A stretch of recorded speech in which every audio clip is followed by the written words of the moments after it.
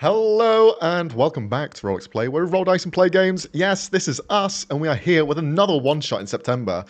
This one in particular is going to be focusing on the world of Qur'Thaek, but going back in time. We're going back in time, okay? We're going back in time, back to where it all began, and this is going to be a story about how the first settlers basically arrived into the world and kind of uncovered some mysteries about it. But that's later down the line. We'll see how that goes. First and foremost, though, we're going to go around the table to introduce everyone in case you're new here and you don't know who they are. We'll start with the bottom right-hand corner of the stream, just so it's a bit easier. That's you, Leonie. Me or Rob? Okay. I'm Leonie. I'm playing every single one of our campaigns, and yeah, I'm doing it. What an intro! Yeah, I have no life. Yeah, hi. I'm Leonie. I'm better than everybody else at D&D. 80% of the time of my life is spent playing D&D. Oh, excellent, excellent. How lucky she is.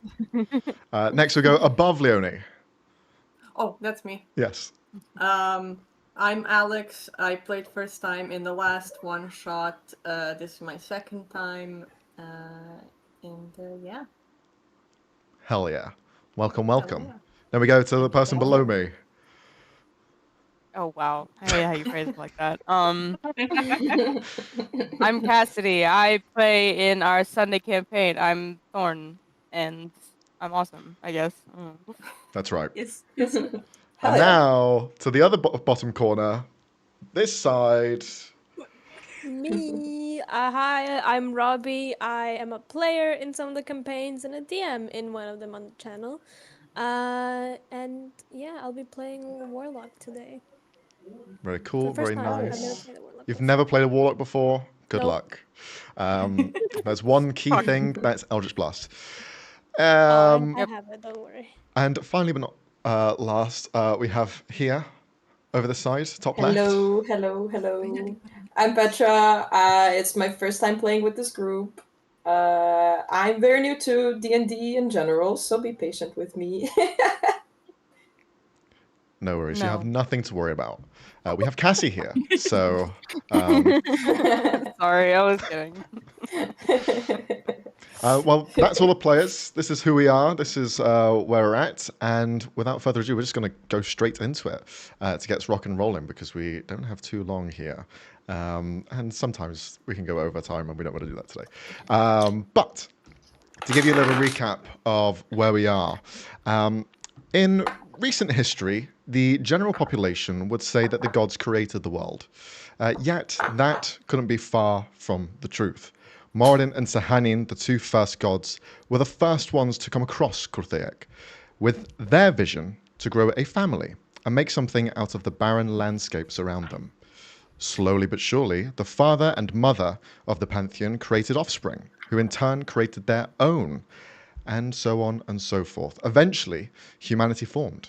And to protect them from the dangers of this untamed world, the gods formed an interim home called Elsora, a place depicted as a holy mountain from the prime material plane, but as you step foot into its safety, you are whisked away to a celestial plane brimming with anything and everything you could ever want. So, as we are now focusing on this moment as we peer through the mountain and into this celestial plane, it is utopia. It is paradise. It is heaven from the outside looking in. You see celestials flying back and forth, angels with wings as brilliant and bright. The landscape this is almost built on top of the mountain. The mountain acts as almost a kind of like structure in the center, and then everything else just extends from it. It's like platforms coming out to the sides and wrap around kind of staircases leading to the next levels, next levels, next levels. There are holes in the mountains where people live in and call themselves home. You've also got gardens, beautiful and luscious, that stretch out far and wide. It's not just the mountain, it is everything around it. As soon as you step foot into this space, you are here and you are in this just perpetual warmth and a golden glow. But as we kind of see all of this at the moment, we're going to focus on key points in this space, focusing on the players themselves. So who wants to go first with describing where their character is and what their sort of role here is in Elsora? Not it. Those goes. I I think Kassy just volunteered, but Yeah, You shut up. Nishi wants to go. No. I'll be put up. We can roll for it. I can roll a d6 and we'll see who it is. Seeing this is the Sure. point That of the sounds game. fun. Okay, so we're gonna Of go. course. Oh, fucking hell! If it's a 6, then that's me. just So we roll go. a d5. I don't have a d5 in my hand. You can type it. 3. So that's 1, 2, 3. So Petra, you're going first. Great. Awesome. Fire. Okay. So Thon is this dragonborn sorcerer, and he's spending his downtime usually like looking for information, archiving information, reading, bothering everybody he can to like give him any bits and pieces of new lore and info he can find. So his role is sort of like I don't know, a studious archivist type character. Okay. And here there are libraries huge and wide with all sorts of collections of knowledge that have been found and pieces to uncover still. Looking through this archive, you have placed yourself around several Aarakocra who fly from different points of kind of elevated areas where there are kind of books and whatnot, gathering them down to the bottom for everyone to use and research. As well, floating in this space in the library, you see what is a brilliant figure hovering above you in what looks like a soft linen dress as long as it can go, but 3 lights seem to orbit around their head, kind of shifting and changing with almost these small stones that are prismatic in design and sort of flavor. But she floats around, and you can see that this is Ayun, the knowing mistress. She is kind of gathering some information here and then begins to descend downwards to your same location. What would your character be researching, Petra? What's sort of what would be their gimmick, their focus? See, I didn't think that far. It's all right. Just pretend you did. Let's pretend I did. Okay, what would this dragonborn sorcerer be researching? I think he the key point that I wanted to like get across with him is that he loves a good mystery. Mm-hmm. And so he but we're like all taught how this world is made. So I'm guessing he would be learning about like as much as he can about the outside world. Mm-hmm. And I guess the other life forms that live there. Sure. If you could roll a history check at advantage or an investigation, either one, to see how you do. Okay, give me a moment. What do I roll for that? So that's a d20. You roll it twice and take the higher of the 2, and then add your ability skill modifier, which is either investigation or history, whichever one is higher for you. Let me check. All right, my history is 6. Mm-hmm. So then I roll. That's good. And then I add 6. Yes, correct. Yes. Okay. First one is 13. Mm-hmm. Already pretty good. And second one is 16. Okay, so 22 in total. Oh, no. That's like with... That's adding the modifier. Okay. That's pretty shit rolls, yeah. That's all right. With your 16, looking through the books that you have, you come across several other sort of pilgrimages, expeditions, people who have gone out Elsora and have come back with further information of what they found. You come across several words that are being used here, Qur'Thaek immortals being one of them, as well as the land having its own life to it in the form of curio, a nickname that has been used to describe creatures that weren't created by the pantheon. The world has all sorts of beasts and like bears, elks, tigers, lions, everything that you can think of that can be a beast or an animal exists in this world, but most of them have been created by the pantheon. The curio have not. They have been here since the inception of time and before the gods even arrived. A lot of them form in different sort of variations, all kind of stemming from some sort of natural element, such as rock or water or air or fire.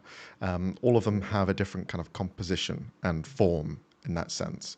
But by looking through them, you can see that one of them in particular has a name which is written down as it seems that someone has run into a individual who has a bit of sentience to them, a curio that has a bit of a mind and a thirst for knowledge out in the wild. You begin to read it with a curiosity, and as you're kind of like focused in your book looking down, you feel the presence of the knowing mistress just hovering above you, and you see those kind of repetitive 3 lights that hover around their head. She kind of stares and looks over your shoulder to the book you read. Have you found something that's interested you? Oh, hi. Yes. Hello. Hello. I've found this interesting specimen individual in this book. Would you maybe know something more about them? You see, she kind of gives a soft smile. She wears this almost kind of crown on her head with a veil that peeks through and kind of goes back and adds to the rest of the dress that she's wearing. Whoa. Her smile is soft, and she looks at you with a very kind sort of eyes. Her eyes glowing the kind of golden, radiant light, but not harsh. It is warm as she stares. I do know Marcel. I've run into him a few times as I've explored the many wilds out there. A very fascinating fellow, a curio that's learnt and has gathered a bit of a thought to them. Someone who wishes to learn and has asked questions. And in return, I've garnished some information that you can read in that book. A lovely fellow.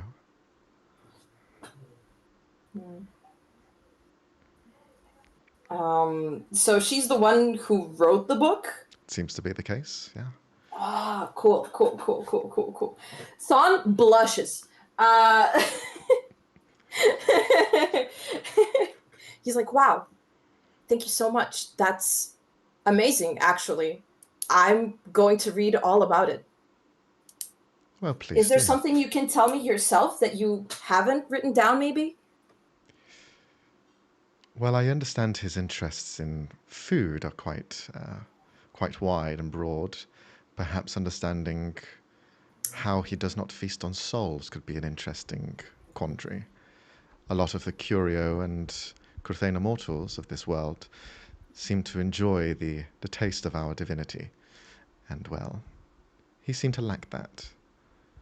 But he was also a newer kind that I haven't seen before. So perhaps you could follow that up and find some more information.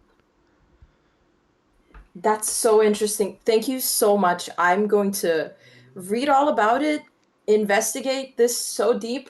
I'm going to solve this. Thank you. You're very welcome, and good luck on your pilgrimage. I hear you'll be leaving soon. Yes, we're getting ready to leave.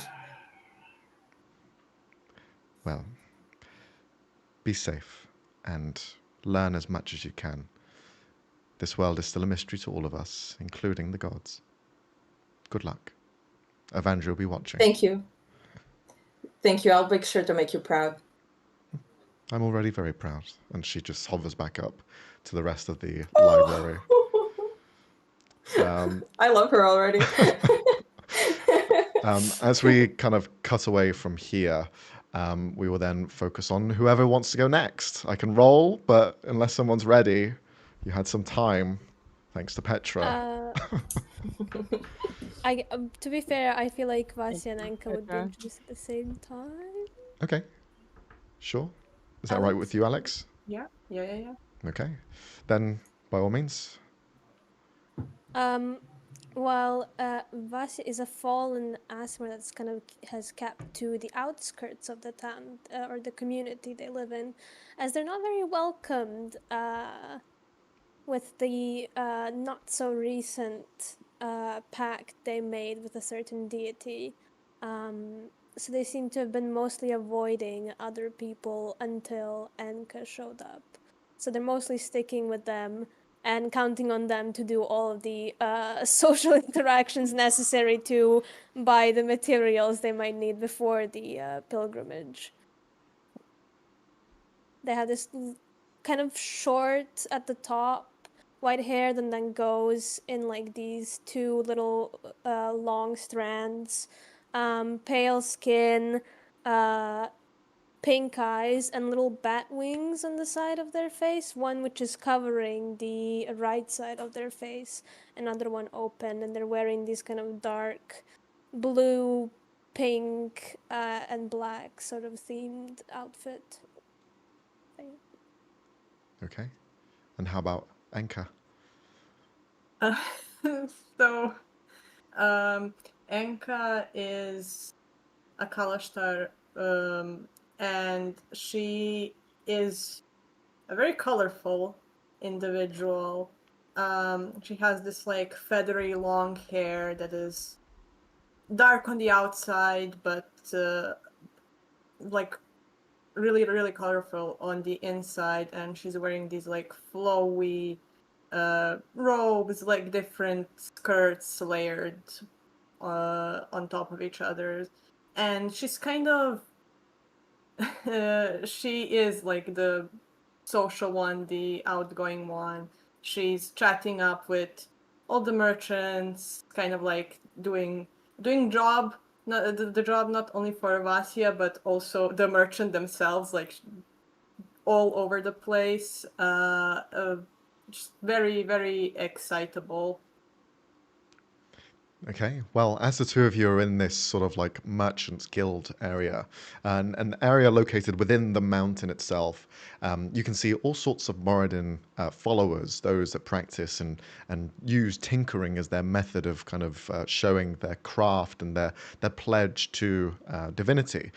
They are all doing everything that you can see: alchemy, cobblers building shoes and putting them together, leather workers in the corners, tinkering of metal as well. Everything that is kind of craftable and is buildable is being done within this guild. As you are kind of setting foot and looking around for what to gather, a lot of these different humanoids, they're not one specific race, all come together and start handing you things, handing you backpacks, other little items and trinkets that they've kind of put together to give you safety and passage as you continue your pilgrimage later on in the day. One of them in particular, a kind of tall, wide-shouldered angel with long, kind of feathered wings behind them, stares down at you. Angels here have this large kind of halo that wraps around their heads, and it represents the same halo that surrounds Elsora. Looking at the outside, Elsora is a mountain peak. However, at the very top, indistinguishably so, is a ring that just wraps around it, representative of the same halo that an angel or a god may have upon their head. But this one in particular kind of stares down at you. You would know him as being just the kind of merchant who oversees this area and kind of helps out and gives like their own sort of 2 cents on how to build things. They are a Moradin kind of follower themselves, and they kind of help out where need be. But he approaches the rest of you. So, you look like you have everything under control. Are you prepared for your journey ahead? Yes, sir, very much so. Good, good. Rations you have? We could always go for more, I think. Of course. And you see him turn around to a vineyard and kind of a growth of area where agriculture is kind of the main forefront here. And you see them beginning to sprout all sorts of strange looking plants and vegetables and food to be crafted and kind of cut up and diced by the chefs. They will be ready momentarily for you. But please, tell me, what do you expect to find on your journey? I have not left Elsora. I do not know what's out there. I've only heard the rumors and stories from people. Well, something inspiring, something beautiful.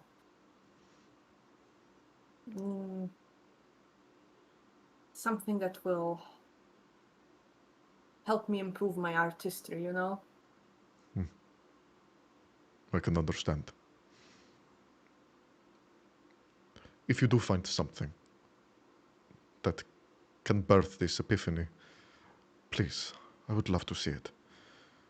I'm struggling days and on thinking on crafts, and everything feels the same. And at one point, he kind of like looks towards Vasya, and there's kind of a bit of a Just dread. thinking into himself, trying to not be noticeable, even though they have a giant staff that's filled with eyes. As he's It looks looking over in that direction, doubt fills my mind, and the worry of things to come. Inspiration. Anka, Go for it. sorry. Anka kind of steps a bit in front of Vasya and of course, I will share everything we find. Thank you. And also, take this. And you see he hands you this brilliant weapon that he seems to carry by his side, a saber that has a glow to the very edge of its kind of cutting edge. It is large in his hand, but then as he hands it to you, it shrinks down to your size and manageable enough that you can hold it. Take this weapon.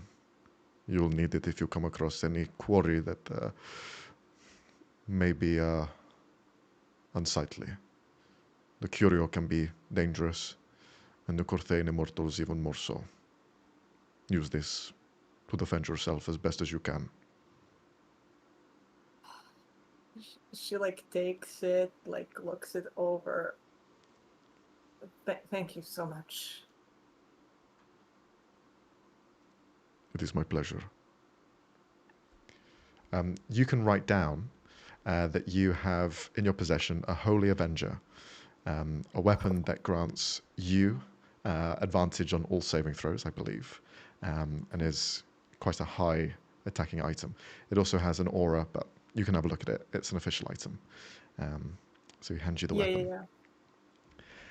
weapon. For Vasya, you're kind of seeing all of this happen. Every so often, you do see merchants and stuff kind of like crumple as they're like working. You hear like people like hurting themselves as they're kind of looking at you and not really paying attention to the actual craft. You certainly draw the eye of many people here who are worried. Would be an understatement, but rightfully so to some degree.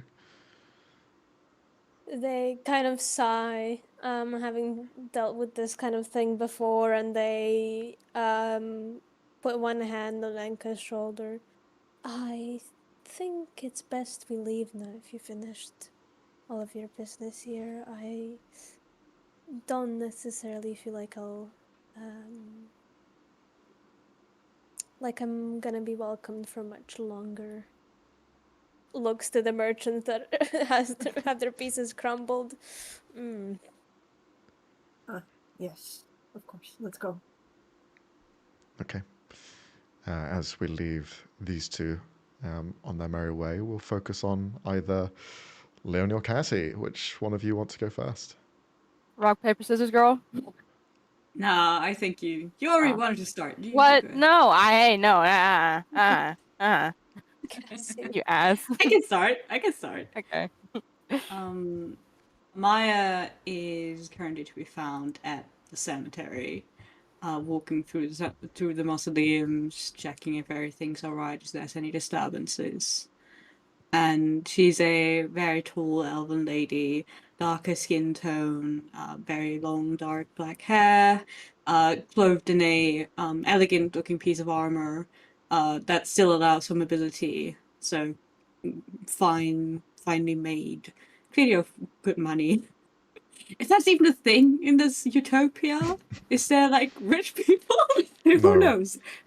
No. Okay, everybody's Let's create rich. one. Don't make me make a fucking economy, please. Please, no. Got you. Well, No then just economy in a finely heaven. made piece, clearly by expert hands. And yeah, she's just striding through the mausoleums, looking right and left. Okay. In the mausoleum, I'd say it's empty. when you come and look around. Everyone is busy kind of preparing, readying for this pilgrimage and kind of helping out where they can, learning as well. The dead are almost an afterthought. Some of them pray to them, that being the followers of the Raven King, but for the most part, their followers aren't really here. There's less of them in Elsora. A lot of them are in the Shadowfell already. And as you kind of roam these halls by yourself, you take a turn and can see down one of the kind of offshoots, as many have died. No one is impervious to death here. And you can see someone contemplating it and looking up at the statue. Someone who glows with a radiant blue light, one that you recognize as a god. You see what looks like Palor looking up at a statue to the Raven King in what looks like a prayer kind of booth, one of many here. Remind me, Palo was The god like of sun and agriculture. Yes. Is there anything I can help you with, Lightbearer? See, they turn around to you, and although they have this blue glow, you can see that is almost effervescent in the hair that they have. Their hair kind of goes out to the sides and is kind of wild, almost like the wilds themselves. But that itself seems to be where the fire, this warmth, this blue sun seems to emanate from. Their body on the outside is quite cool and calming, very protected and very kind of stern, slightly tanned skin to their ensemble, and they wear very loose linens, nothing too heavy. As they turn to you, well, I like to come here from time to time to reflect and admire. Admire the king. It is a good place to find solace and remembrance. Yes. Please, you may take a seat if you wish. And we can sit here and pray together. Thank you.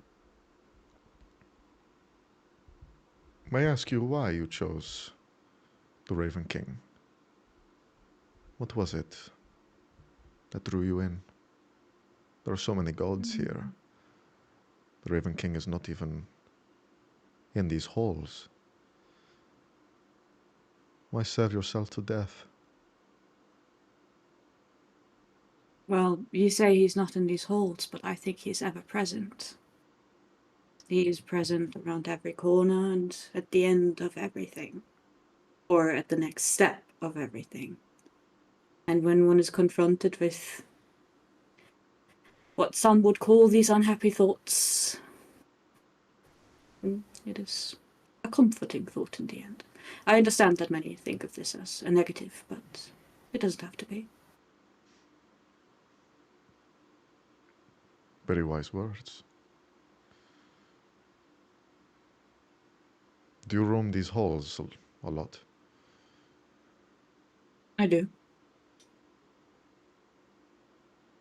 Do you feel anything when you do?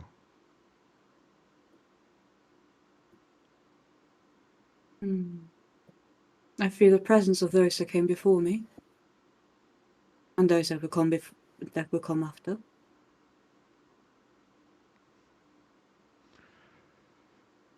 One thing I appreciate about the Raven King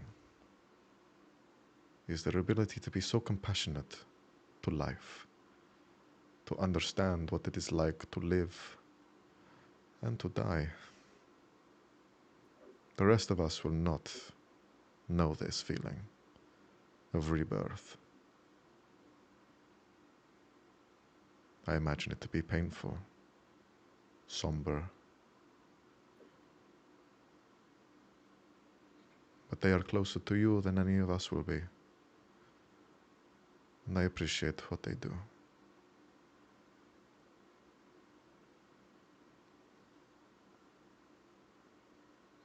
You are heading on a pilgrimage later, no?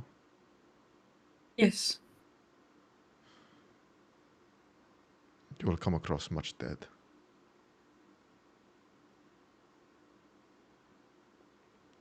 you'll come across souls that are lost and scattered.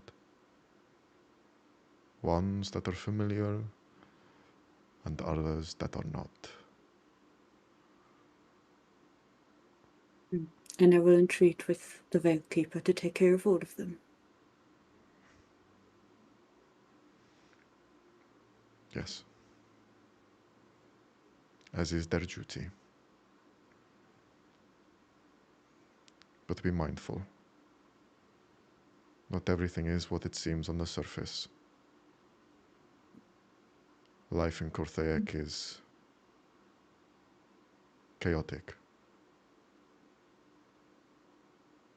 What do you speak of, Lightbearer? Is there a larger concern?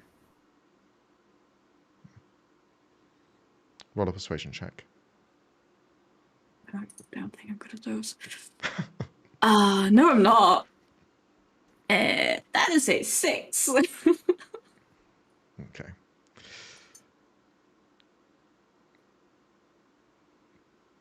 Not a concern,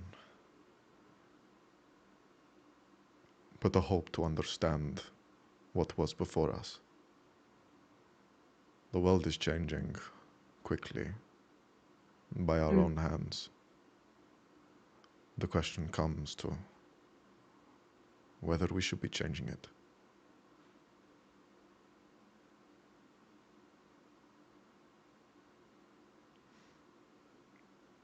Good luck on your journey. We will be watching. Thank you. Your attention honors us. He taps you on the shoulder, and you feel this warmth kind of enter your heart. And for the next 7 days, you are going to have advantage on wisdom and intelligence saving throws.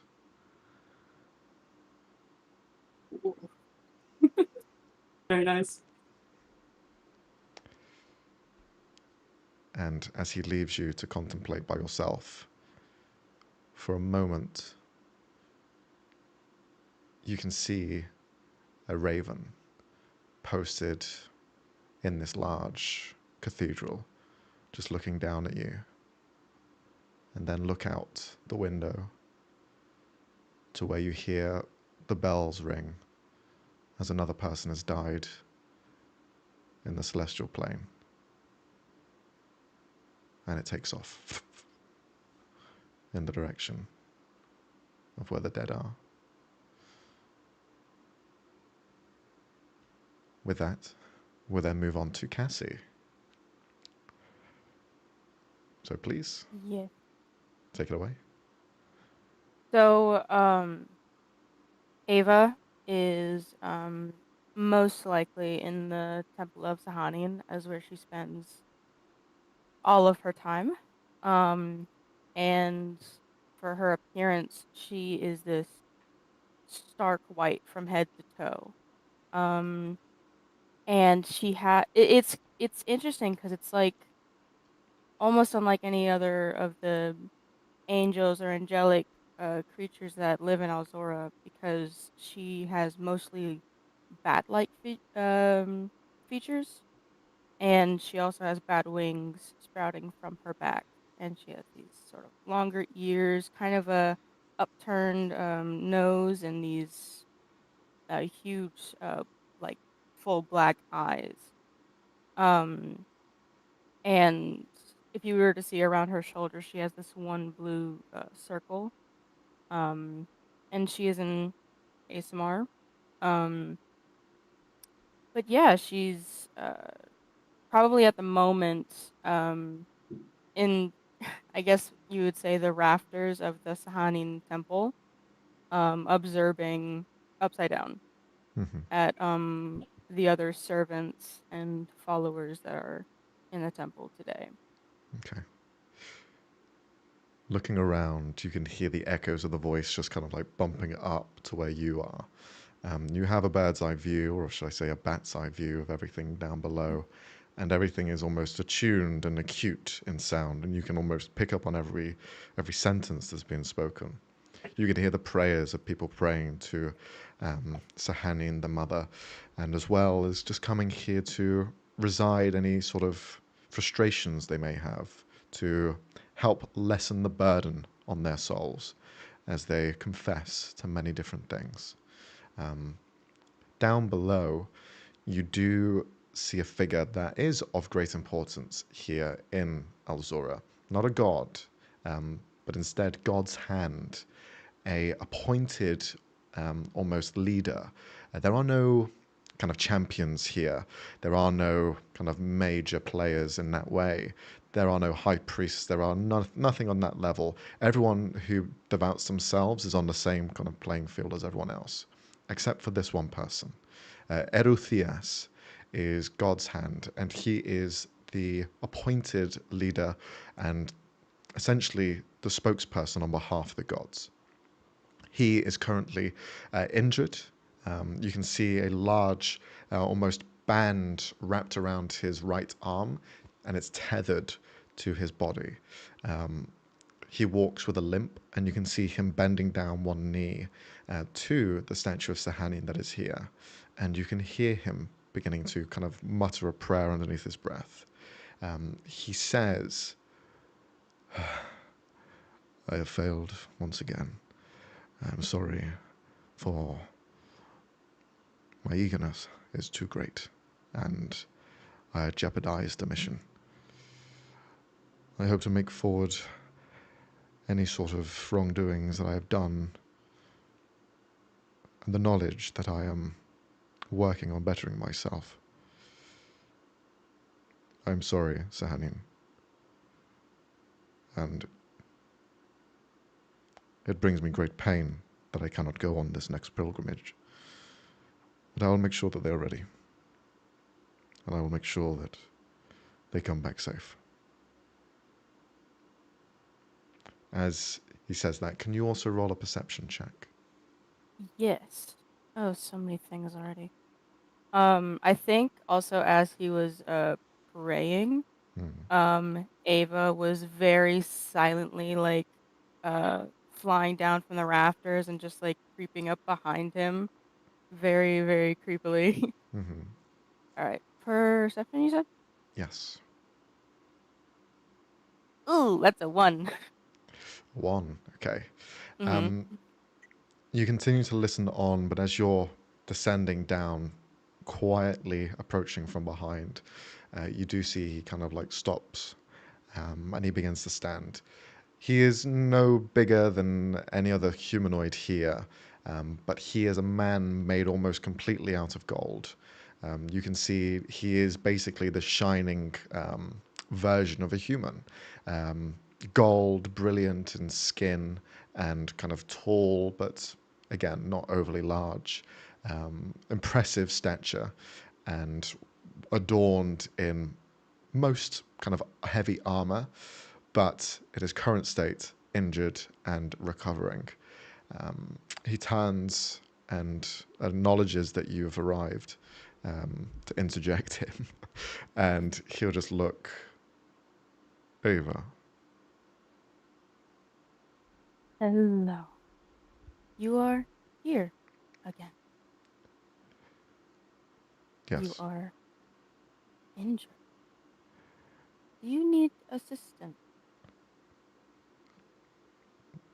No, you're not the first person to ask me either. I prefer the And she's natural. uncomfortably close at this point. Mm-hmm. Uh, Like invading his space.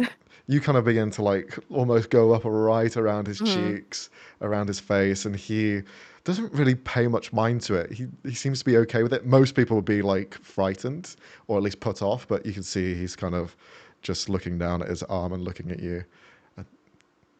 I'm as much as I enjoy the practicality of healing through magic, I would prefer to go down the natural process. So no, I'm all right for now, thank you.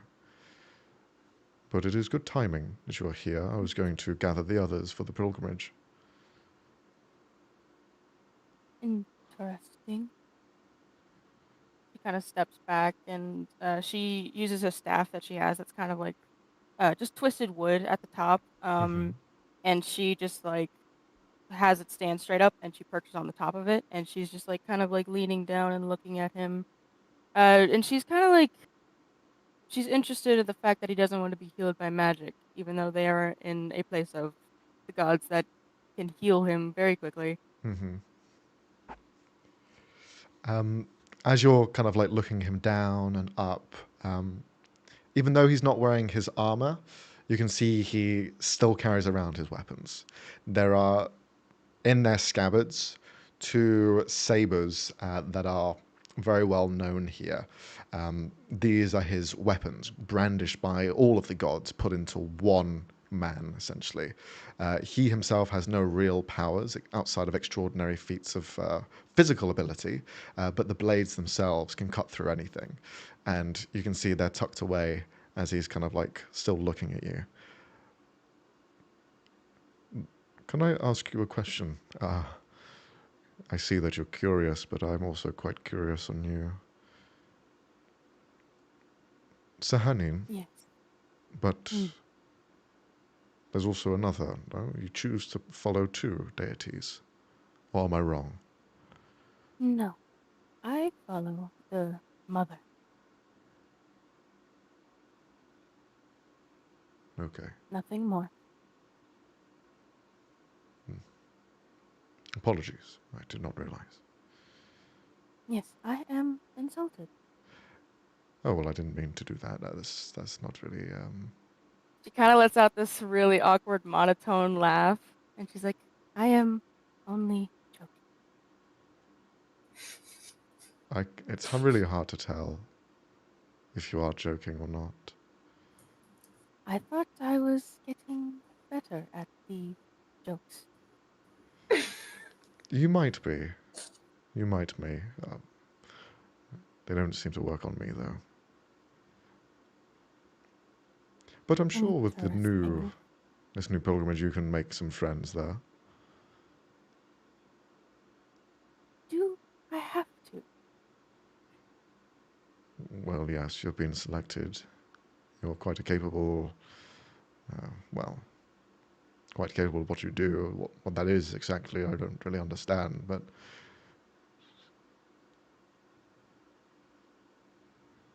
I am good at many things.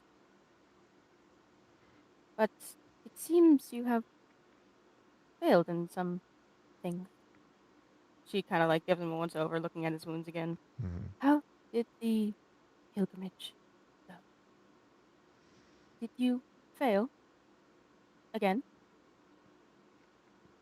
yes. Yes, I How did. unfortunate. Yes, it is. It's quite unfortunate. I'd fallen into a sticky situation. There were two Qur'Thaek immortals fighting above us against Palor, and, well, we were caught in the midst of it. We were surrounded by rock and couldn't really escape. Oh Everyone my. else was crushed, yet thank you to the abilities gifted to me, I survived.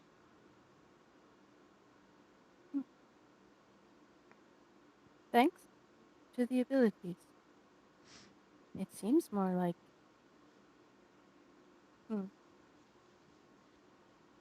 a curse. Wouldn't you say? You could say Just that. something to ponder. And then she like gets up off her staff. She doesn't like she's never fully standing. She is always in like some sort of crouched or crawling position. But she's like holding on to her staff and looking up at him now. But yeah. Yes, well, you might be right with that, but we won't elaborate any further on curses or gifts. There's too much speak of that nowadays. We'll just focus on the course ahead. Interesting. Proceed then. And let us gather the others. He then leads the way for you to follow, and slowly but surely, you begin to gather up to the point of origin for your pilgrimage. You are not too far away from the very center of this mountain, where everyone has gathered in this almost semicircle. Crowds of people lining both the walls and the ground look over in hesitation and preparation as one by one each of you arrive to essentially gather the remaining equipment, but also to have your possible last farewells. You see members of your own families there, kind of wishing you good faith as you head on to your journey. But yeah, there is a moment of celebration, but it is a very somber one. Less cheering and more prayers being whispered as one by one you stand there and prepare. All of you now have Eruthias standing beside you, and he gestures to each one of you individually. Are you all prepared?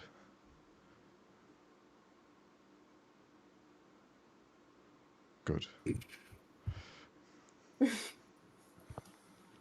Good.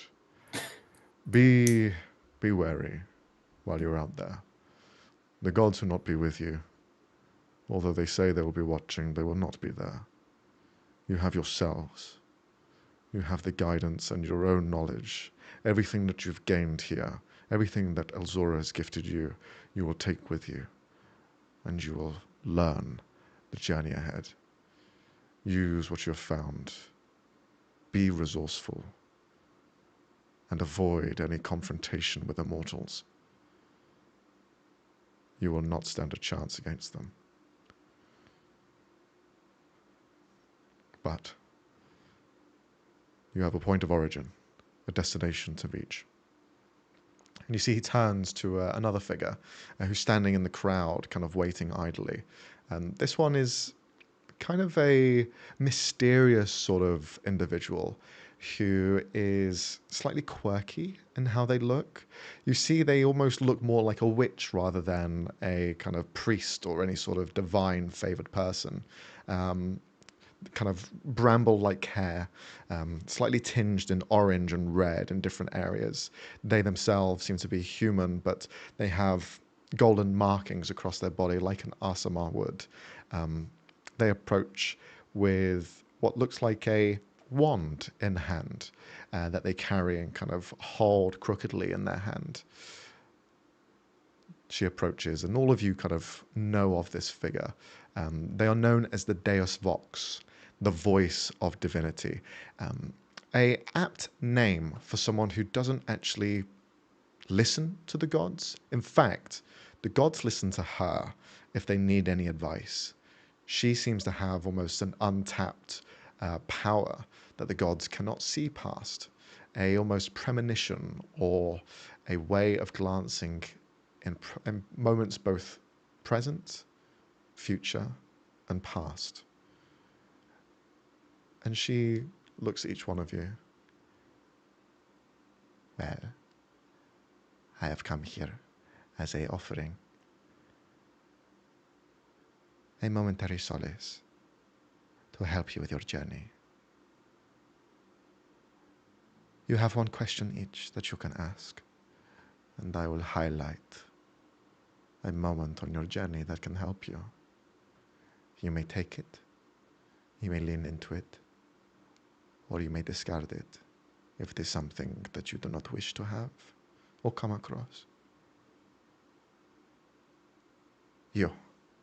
And they'll gesture with the wand to Amaya. What question do you have about your journey?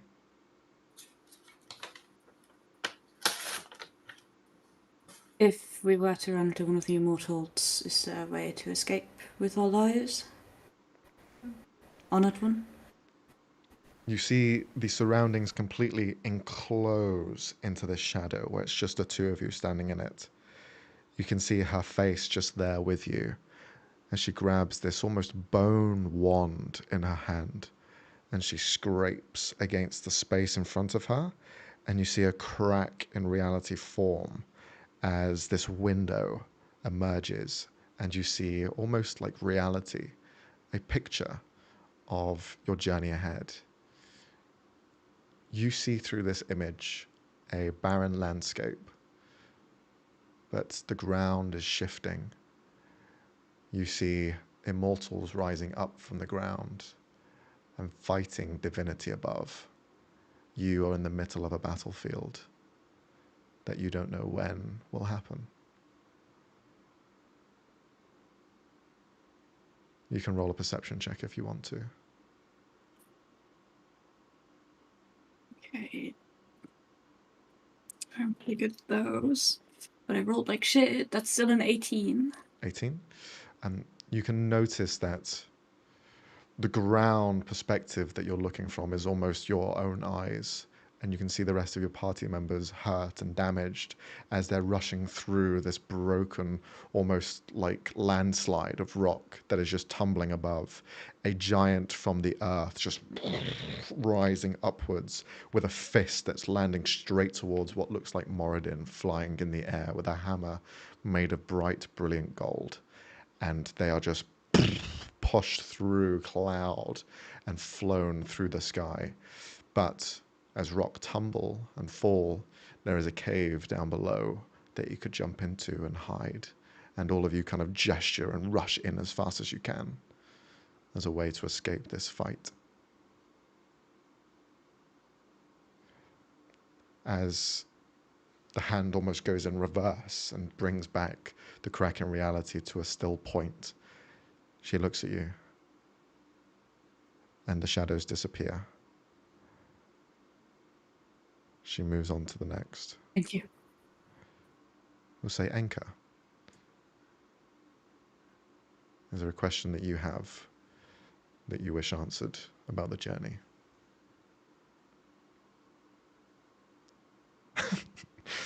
Do I? Thinking time. Oh, Lord. You guys know I'm playing a fucking barbarian, so. Another leg down there. You can do this. Just ask, will we find cool fish?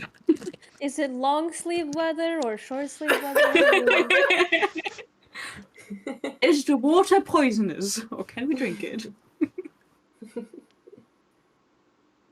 Oh, fuck, wait.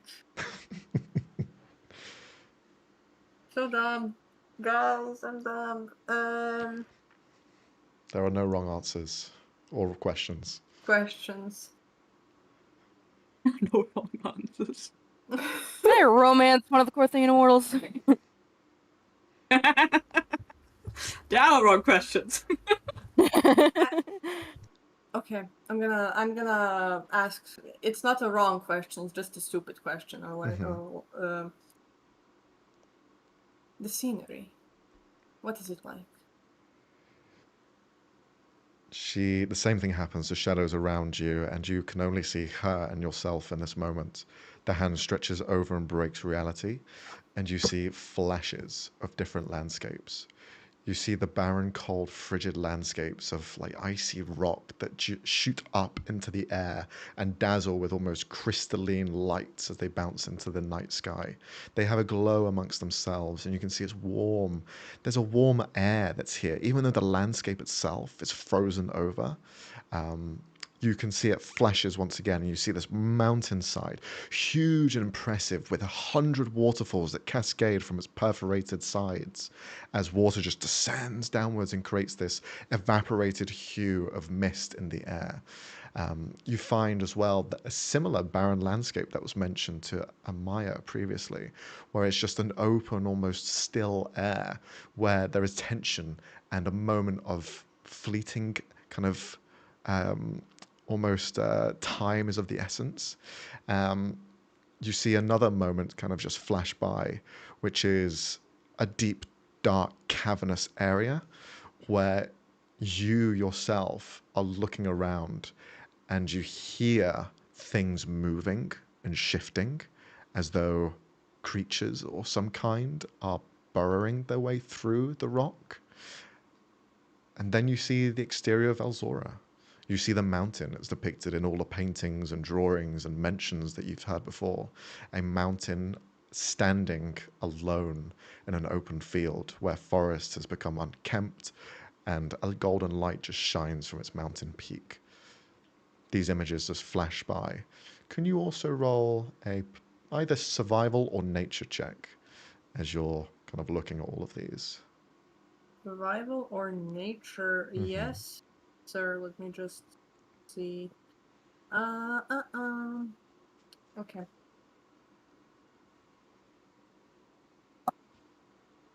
Okay, that's not too bad. So that's gonna be a 16. 16, okay. Yes. With a 16, you can notice that these areas that are being depicted are clearly moments on your journey that you will come across. And each one of them have the possibility of being good and or bad. You yourself have almost this preconceived heightened sense now that you will have advantage when in those key areas that were mentioned on all of your checks. Okay. Then as that reality closes, they'll shift over and move to most likely the person next to you, which is Vazia. They step forward.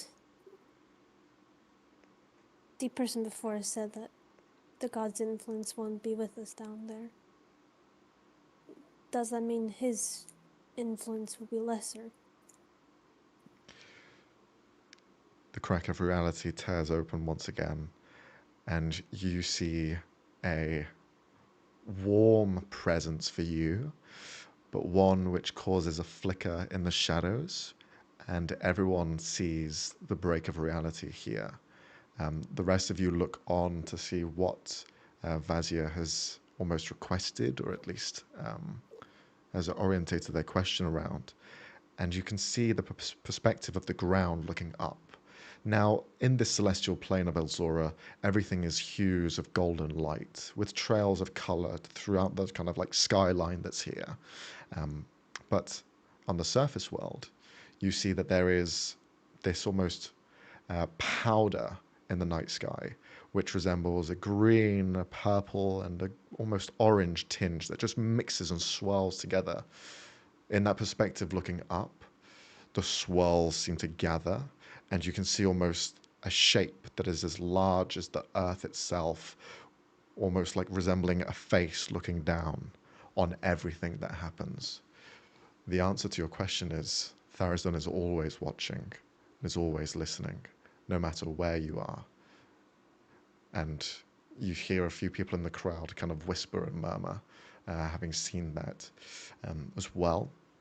With their presence being here and looking on, beneath your feet, Vazia, you see cracks in the rock begin to just spiderweb out into different areas before the crack in reality closes. They nod. Oh, they No, nod. But the eyes on their staff, as soon as the image of Tharizdun was there, just as they were just kind of blinking and looking around, they all looked towards Vasya, just staring down, and they moved to the side. knowing that your deity is always watching you, and you being a very, very limited number of followers to Tharizdun, you will receive 1d10 to every ability check you make for the entire journey. Okay, 1d10. Okie dokie. Okay. And then moving on to Thone, Mm-hmm. what do you ask? Okay, I turn to this. What's her name? Deus Vox. Deus Vox, yeah. Deus Vox. Okay. She does have a name outside of this title. Wait, really? Yeah. Which you would probably know, and it's Nalyra. Nollyra. Nalyra. Nalyra. Okay. Okay. Thon turns to her and he goes, Nalyra, please, can I ask you, will we learn about the true nature of this world and its creatures? The shadows surround you, and you see for a moment she begins to start the crack, but then she stops and looks closer. Well, I'm sure there is something on the journey. But you have to look in the darker crevices of the rock's earth. The land is trying to hide it. There is a past, there is a present, and there always will be a future. Nothing can change that. Although the gods try to hide things away. So she just kind of sort of answers my question from like a roundabout way. All right, so she doesn't give me a vision at all. She will, for a moment, kind of hesitate. What would you like to see? The past? Or a way of uncovering it from the present? Oh. I'd like a way to uncover it. The crack in reality tears, and you see in the dark reaches of different elements of your journey, there are hidden signs of buildings, of life, civilizations that were here once before, buried and being overrun by just nature taking its course.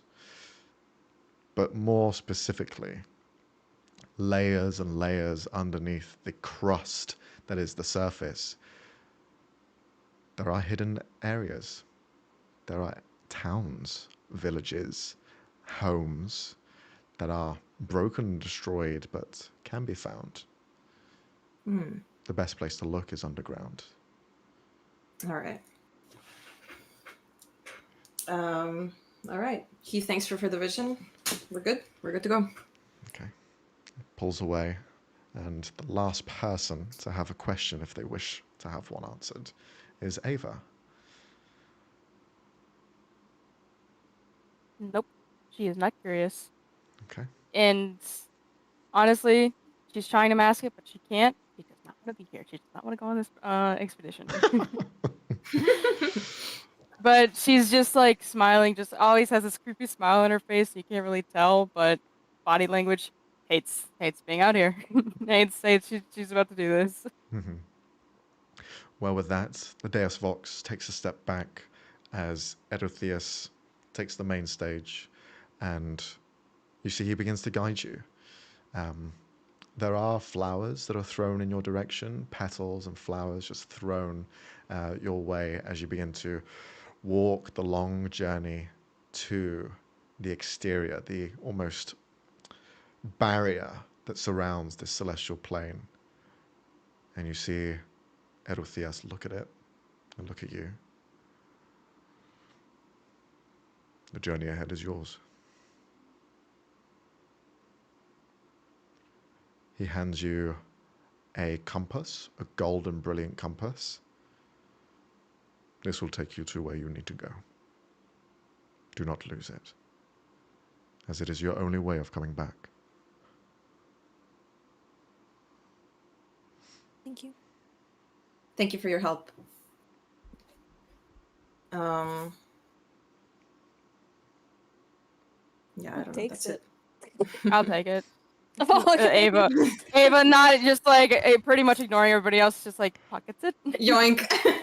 It's Straight hers away. now. Okay. Lord, we Like give as almost motivating as soon as he person. pulls it out of his pocket, just Snatched. Yeah. We didn't even get to see what it was. It's just gone immediately. it's an immediate eagle, my precious kind of thing. Don't worry, guys. As we're all like thanking him for his blessing, Ava just like yoink. She like Skip bites, a dialogue, she bites it to make sure the Yeah, gold is real. Skip. Okay. Damn it, game latency. We couldn't grab it in. I missed my QTE. Fuck. All right. Well, the veil opens to the prime material plane, and the journey is yours to take. Each one of you take one step out, and you are greeted to the instant cold that is the exterior. The wind is more noticeable here than in the celestial plane. There is almost an a slight breeze that comes through, but this is howling wind just blowing through, and you turn back and you do not see the entrance anymore. You just see the mountain behind you, impressive and solitary. And now these open, barren lands for you to journey on. So, if you could please describe to me how you traverse these barren landscapes. Who is leading your charge? Who is taking on responsibilities of X, Y, Z? We're going to go around in a circle to see who's doing what. Who wants to go first? I can go. Or go ahead, Yeah. Kassy, if you Okay. want to. Well, I will say, Ava doesn't keep the compass for long. She just probably just like honestly like, drops it in somebody else's hand. Like, this is no longer interesting to me. And then, what she does is that she follows sort of like from above. She's like kind of hopping from tree branch to tree branch, like gliding with her wings and looking at everybody else from not super high up, but like a good, I'd say like 8 feet above at all times from the Mm-hmm. trees. And relatively trying to keep away. Okay. Could you, as you're taking a bird's eye view of everything, again, bat's eye view, can you roll a perception Hmm. check at advantage as you are? Yeah, sure. Okay, that's a 19. Oh no! Fuck, Oh, it fell. And that's the ground. my dice has fallen. Oh no. What does that say? That's a 13. So 19 plus 3. 22. Yeah. Okay. So Ava is taking a bird's eye view of everything and kind of observing from above. Um, the winds are quite harsh at some points, and the topography that you can see down below is wild. There are no roads, there is no kind of order or function to anything. It is just an amalgamation of branches and trees that have grown and warped in different ways, creating offshoot canopies, fissures in the ground leading up to a mountain that just breathes and kind of lifts out of it. There are rolling hills that have glaciers attached to the side that are just almost burning off and creating this steam in the air. No water, just burning off. It is strange, odd, and again, untamed. So looking around is a lot to take in, but you make sure that your party is well adjusted and on the right path. How about the rest of you? Who wants to go next? Well, Vasya is kind of looking around at the new environment and maybe even finding some solace in the chaos, and that there isn't as many eyes on them now, as it's just a party. Um, but they're also making sure Anka isn't accidentally getting themselves into danger. Like, no, that's a lava pit. Let's no. No, it's pretty and shiny, but it's just pulling them back, making sure they're okay, almost acting as a bit of like a bodyguard to them. Mm-hmm. Okay. They seem to be very like jumpy and like skittish, so like then it's not just Could you roll a survival check as sure. you're attempting to survive? Or at least My trying to plus keep your friend 0. alive. You're Yeah, I do have a D10, right? Yes, you do. Yeah.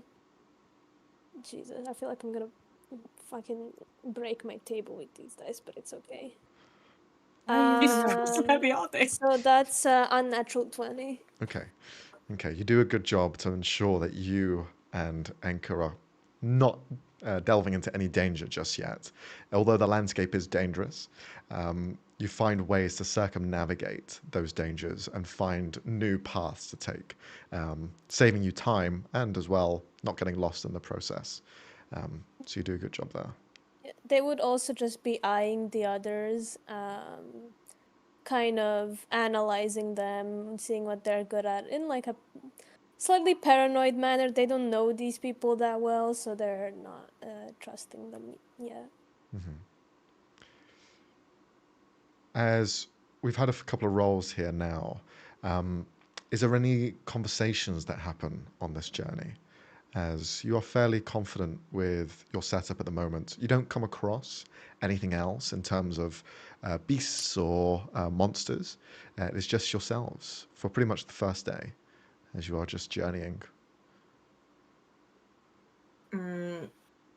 I think Thon would be like asking everybody, like getting to know everybody. I mean, he knows of everyone here, but he's just like, he's being a little invasive of everybody's personal space and their privacy. He's asking very like straightforward questions.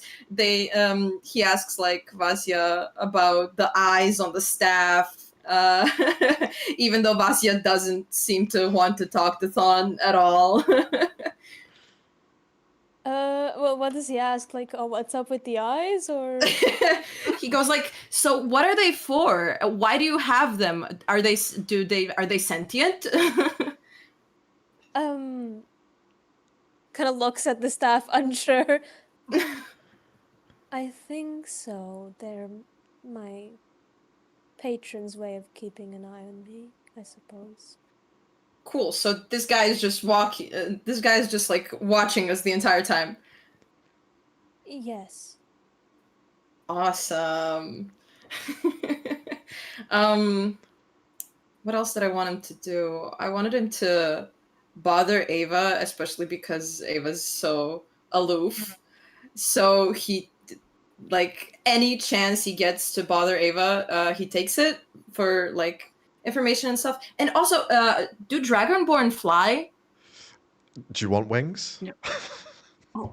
Sure, Yeah. I guess. Bruh, what is this? It's how it works favoritism? now. It's how it works now. Favoritism. Yay! What do you mean favoritism? You could have had wings. You got wings on your Disaster. face, Robbie. God damn. So true. anytime Ava is like flying and scouting the territory ahead, Thon like flies up to them and he's like, so why don't you talk to anybody? Ava just like under her breath, she's like, "Oh no." Just like- and then I think at one point, like as she's flying along the branches, Thon is like next to her. She just looks at him. I do not like you. You ask many questions. You are bothersome to me. Well, that's all right. I seek many answers. Then, I must ask questions. Must you? Sorry for bothering you, but I'll keep asking them. Oh no. Who has the compass now? Who has? I the would compass? volunteer to take it.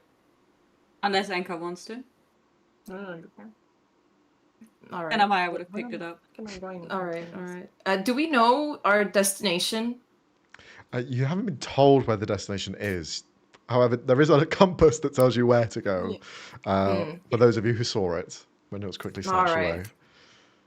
All right. I think Thon would like begin a conversation within the party of like, where do you guys think we're heading? What do you think the purpose of this like destination is? Like, why would we be going there? Yada yada yada.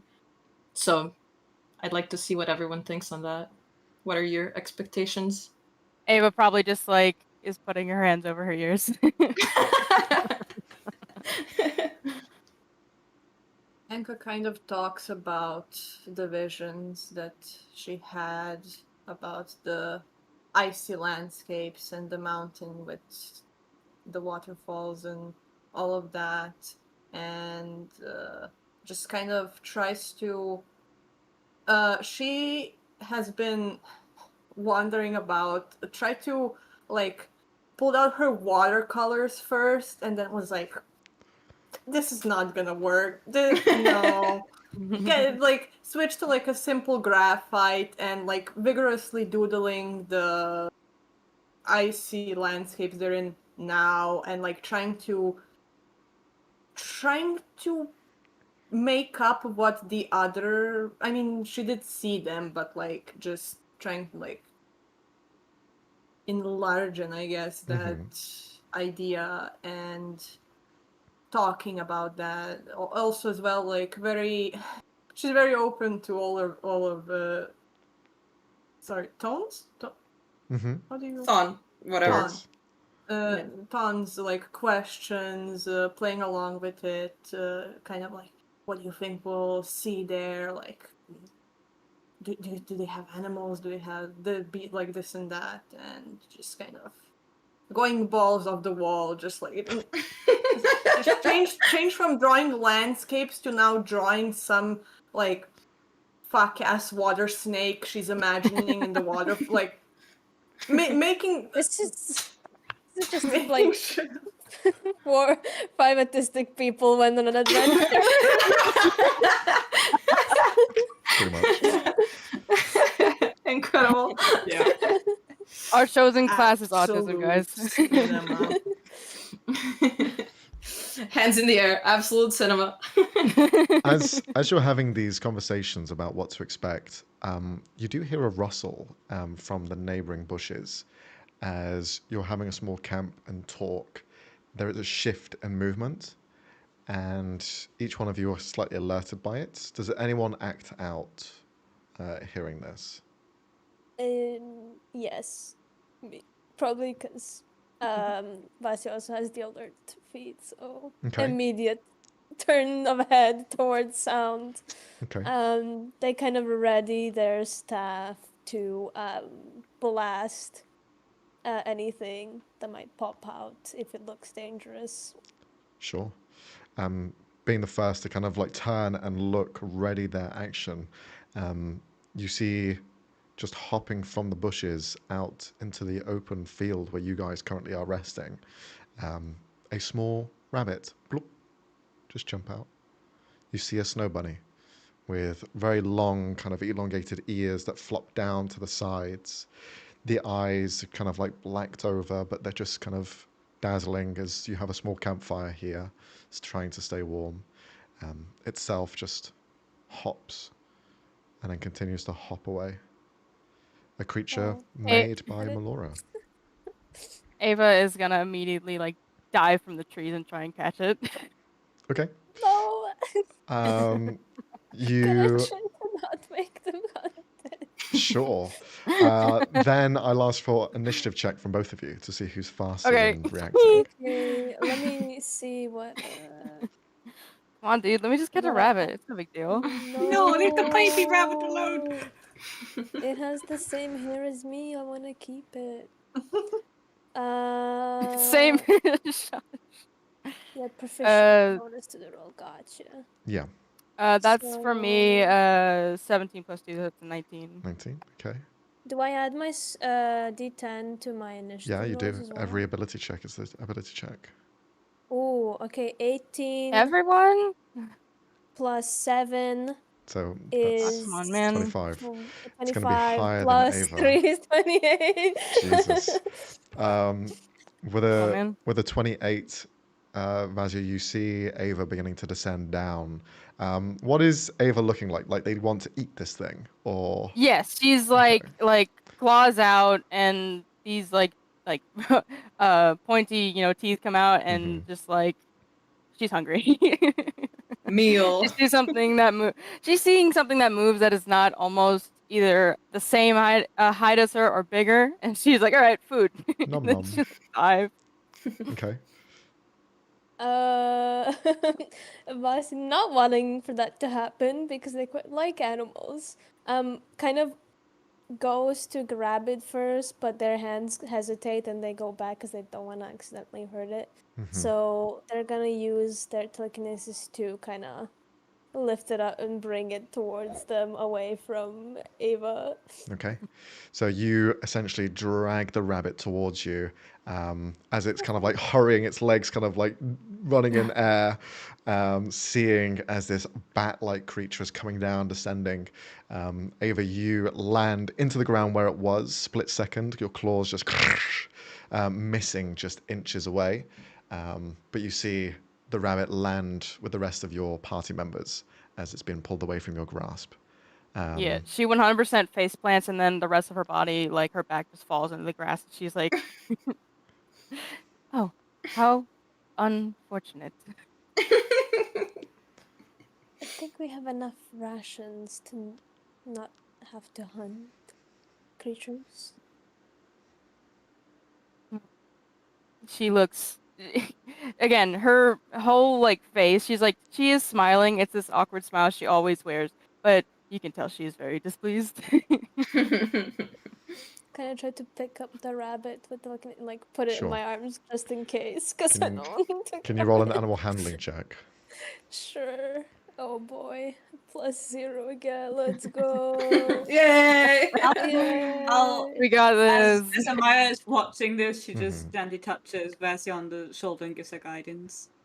Gives some Aw. guidance. Thank you. I need Anything it. but hit the bunny. That's a 13. 13. Okay, it's a rabbit. It's going to be enough. You cause it to land into your arms. There is something that it seems to be slightly jittery and kind of like jumpy about. You think it might just be your presence, unfortunately so. The Yes, the impending eyes. doom. Yeah. Well, the eyes of madness are with you wherever you go. So anything that begins to interact is kind of like feeling that sixth sense kick in. But you eventually find kind of like a calmness, and you push past your patron, and you find that kind of calm, and push it into the rabbit as well. Eventually, it stops, kind of getting jittery and calms down. You do see that it is a little bit injured. Its back leg seems to have been caught with some sort of like vine-like wrap that is growing from the inside out, like they've been infected with something. Hey, yo.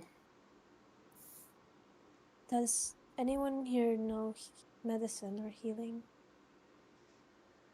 I do. And without saying another Not word, bringing it to Amaya Ava. is going Yeah. to Slowly mechanically raising her hand, but I'll she is say, like drooling. Brings it to Amaya and shows the wound. I'm not great with healing things, so if you could help it. Of course. And Amaya's gently going to take the rabbit's leg and just observe it for a quick second. Mm-hmm. Try and see if there's anything she can do. Okay. As you're observing the wound, it definitely seems like a natural growth has taken place here. It looks like it's been inflicted by some sort of creature.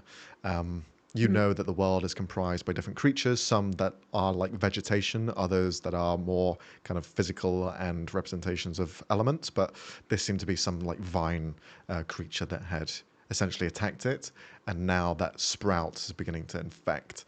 It happened perhaps a day ago, so the rabbit has been kind of suffering since then. Poor thing. Okay, she's gonna gently try and extract it and sort of, I imagine, use a mixture of dispel magic and healing word at the same time and try to get this thing to let go of it without harming the rabbit further. You take your time to try and take away this infection, and you just begin to pull this like stringy sinew out, and it just continues to pull and pull and pull. This thing had found its way through its like body and try to wrap around different key elements around its kind of like other extremities out of view, but you begin to like pull them out. Eventually the bunny rabbit is cured of this infection that it had, but it's clear to see that this vine was from a creature, and the creature has almost this sap-like air about it.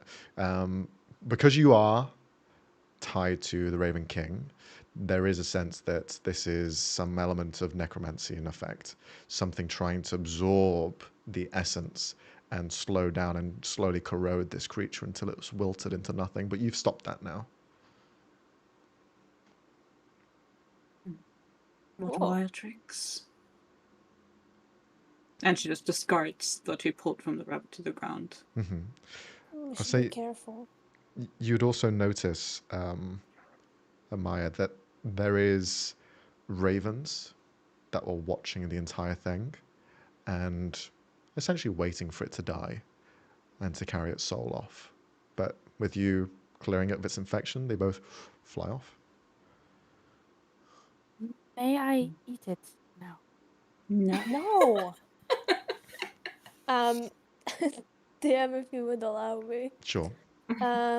Since I have Pact of the Chain, Yes. which means I have like familiars and stuff, could I make the rabbit into my familiar?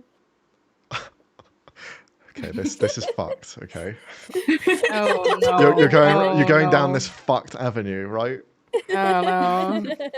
Are you sure you want When this? you're looking at it and kind of seeing the wound, and I'm assuming it was in pain while the thing was being extracted. Mm-hmm. I constantly cussing the word. It shouldn't be a pain. Well, it's still healing word doesn't mean that it's not. I hurting. know. They're just petting it Mm-hmm. and looking at it. Mm-hmm. You don't deserve this life of pain. I could make it so they don't eat you. As you're He's Holding it persuasive. away from Ava. Ava is just like dead-eyed, staring at you with this weird, creepy smile on her face, like looking at that rabbit. You're so weak. You won't last here long. But we could stick together. the rest of you watch as the staff is placed almost idly to the side as Vazir is basically looking after the rabbit and petting it and trying to soothe it. The eyes begin to grow more intense. You see the flare at the top, the larger one that looks down. The pupil just dilates to a singular dot, and you can see the eyes of the rabbit do the same. The blackness that was there just pulls into one, and then it just like laxes. Vazir, the rabbit is now bound to you. Awesome. Just petting it. Continues petting it. I'm assuming its eyes turn from a black to a pink, similar to their eyes. Sure, yeah. A cloudy pink. Is that? I imagine that messes with her life expectancy, doesn't it? Quite a bit. So Is that Amaya or Leonie? Amaya, is Leonie questioning that? Because I'm not sure how the fuck whatever Robbie just did works. So Maya's just Essentially, I guess- neutrally for Essentially- now, but she doesn't seem sure of it. you are now the patron of this rabbit. Oh Jesus Christ. Interesting. The I patron guess is now a there's warlock. one for pets, apparently. Amazing. Warlock rabbit. Absolute cinema. Yeah, Amaya looks Goes to dubious. Anchor to She's show very the unsure little about rabbit. that. I would say, Amaya, you can definitely see, because you're tied to the soul, you can see that the soul of this rabbit is now bound to Vasaya. I don't know how you say your fucking name. Vasya. Vasya. Vasya. Yeah. Vasya. It's bound to them. You can see almost like the chains link up to their own soul. Huh. That's cool. That strikes me as a bad idea. Is that a good idea? Whatever he just did.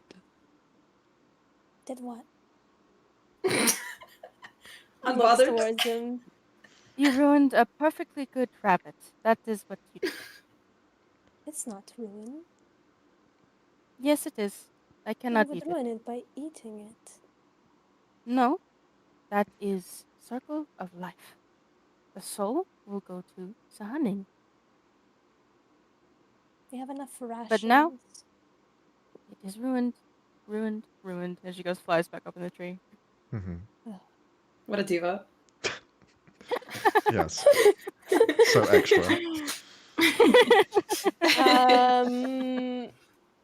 As all of these questions are coming, you can see they're becoming more defensive of the rabbit and themselves, and they're glaring at like Ava and Amaya, and kind of walking back to Enka.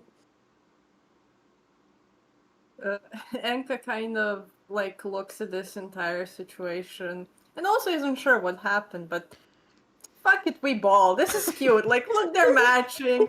She's Fuck kind it, of we just, ball. They have the same eyes. What can you do? That's it, guys.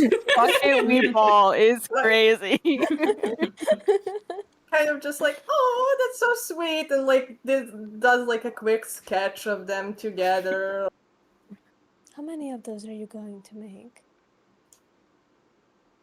Next question. You know, if somebody found me, they would probably think you're a creep, but Am I guess I a it's creep? easy. Looks to a sketchbook that has a lot of sketches of them. No. Okay, good. As long as you don't think so, I don't care. No, I don't mind, but I'm sure you can find prettier things here to draw. Damn, did you just insult the rabbit? No, they listen to themselves. Oh no! That's worse! Anka kind of looks at you like you insulted their mother, and it's kind of like, we'll see about that. Maybe. I don't think so, but we'll see. Well, the landscapes you described sound very pretty. They do. I can't wait to see them, honestly. I don't think the other two like me very much, so that's to be expected. Well, we're kind of, not all of us, I mean, the two of us, but new to each other. I'm sure it will get better with time. I just wanted to help it. Keep I spreading think you the word. did. Thank you for trusting me. But maybe you should go speak to them. You're better with people.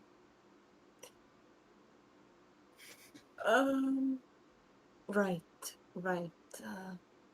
What should I even say to them? Like, You can just, offer to draw them. this is why you're the brains of our operation. I thought it was the bra. Whatever. And Anka kind of shimmies over to where the rest of them are, and kind of like just looks at Ava, kind of sad that she missed her meal still, and like pulls out some rations, prepares like a bowl of food. It's not rabbit meat, but it's warm.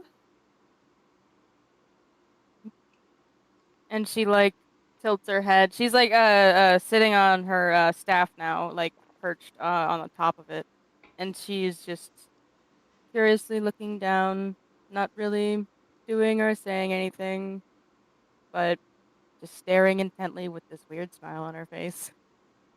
Do you want me to feed you? Kind of like holds up a spoon. Hisses. She full on. Sorry, I'm so sorry. I And am kind not of defenseless or helpless. Do not act No. as if I am such, please. No, I didn't think so. Sorry, I'm just a bit forward, I think. I hadn't noticed. Yeah, I get that a lot. And then she lets out this weird laugh. That was a joke. Very funny. I am trying. You're doing well. No one else has said that. Well, you deserve to hear it. Why?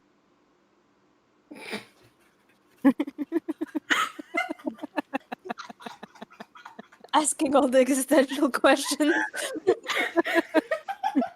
This is probably one of my favorite one-shot characters I've ever made. I'd hate to be in a conversation with Ava IRL. I know. Is this the type of person I just avoid?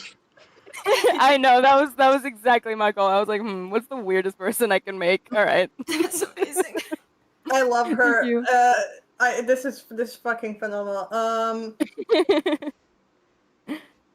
Well, why not? You know, if you don't hear it often and it's a good thing, I think you should hear it more often.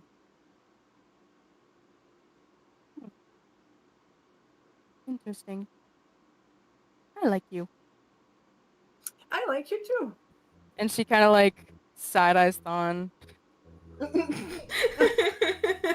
Thon feels like a shiver down his spine. Squints her eyes at him. I wanted to say that while Enka and Ava are having this moment, Thon is trying to talk to Amaya, trying to ask questions about what happened to the rabbit, what Amaya noticed. Does Amaya share any information or not? Yeah, definitely. She's more than ready to talk about that specific topic. Awesome. She's just in the process of explaining to you the natural cycle of life and how what Vasya did disrupted this specific rabbit's life cycle and will take its chance to be reincarnated as maybe something happier or something just as happy. Okay, so Thon gets out his little notebook and he writes things down as Amaya is speaking. This rabbit's soul is now bound to the Mad King, the god of chaos. It is unclear what will come of it. Maybe nothing. Maybe it just disappears into the ether and is lost forever. Very curious. Indeed. Well, thank you for your information. But what do you think happened to it when it was injured? It must have run to some other creature. It was infected with some sort of necrosis, something that was eating it from inside out, sapping its life energy. How interesting. I assume it was to die today, but well, the Veil Keeper decided to pass over it by bringing it across our path. Very, very interesting. So there's creatures here who have necrotic abilities. He's taking notes. Yes, All right. we should watch over every injury we abstain. If something Yes, like we need that to to be happen extra to one of careful. us, we should notice it quickly. Thon, if you could roll a history check to see if you've ever learnt of any creatures like this, like that's been described. All right, that's a D10. D20 plus your D20. history modifier. Okay, so D20 plus 6. Mm-hmm. That is 19 in total. Okay. Looking over the wound and what was left, as Amaya is kind of going over what they discovered, you start putting some things together. And the books that you've read, written by both the Ayun, but also other explorers that have been out into the wilds, you begin to link a creature in particular with this sort of effect. Creatures known as sanguines. They are blood vines, essentially creatures made completely out of vines that sap the blood and the vitality from people and creatures. They have been creatures of no real intelligence, more just a thirsting for hunger, and specifically blood is what they seem to feast upon, leaning into that necrosis that Amaya had referenced before. In terms of getting infected by one, if you are to sustain an injury and it were to last longer than 2 days, that ligament or area that was hit would essentially cease functioning, as the vine itself continues to suck the vitality out of the creature. Even if the appendage is no longer attached, the vine still sucks anything that it can and finds its way to vital organs as well. So another day and Scary. the rabbit would have been dead completely. All right. Okay, so he like remembers this. He shares with Amaya that they saved its life, and it would have been dead literally very, very soon. Yes, I'm aware. They were And ravens that- watching. All right. Okay, we can move on. I have a question. Can we have a bathroom break? Yes, of course. I was just about to put us into a break. So, Awesome. as we basically have our first moment of camp, you guys have a little chat amongst yourselves and be ready to go on to your next half of the journey after this quick little break. So we're gonna have a quick 5-minute break and we'll be back. So stay tuned. BRB. Yay!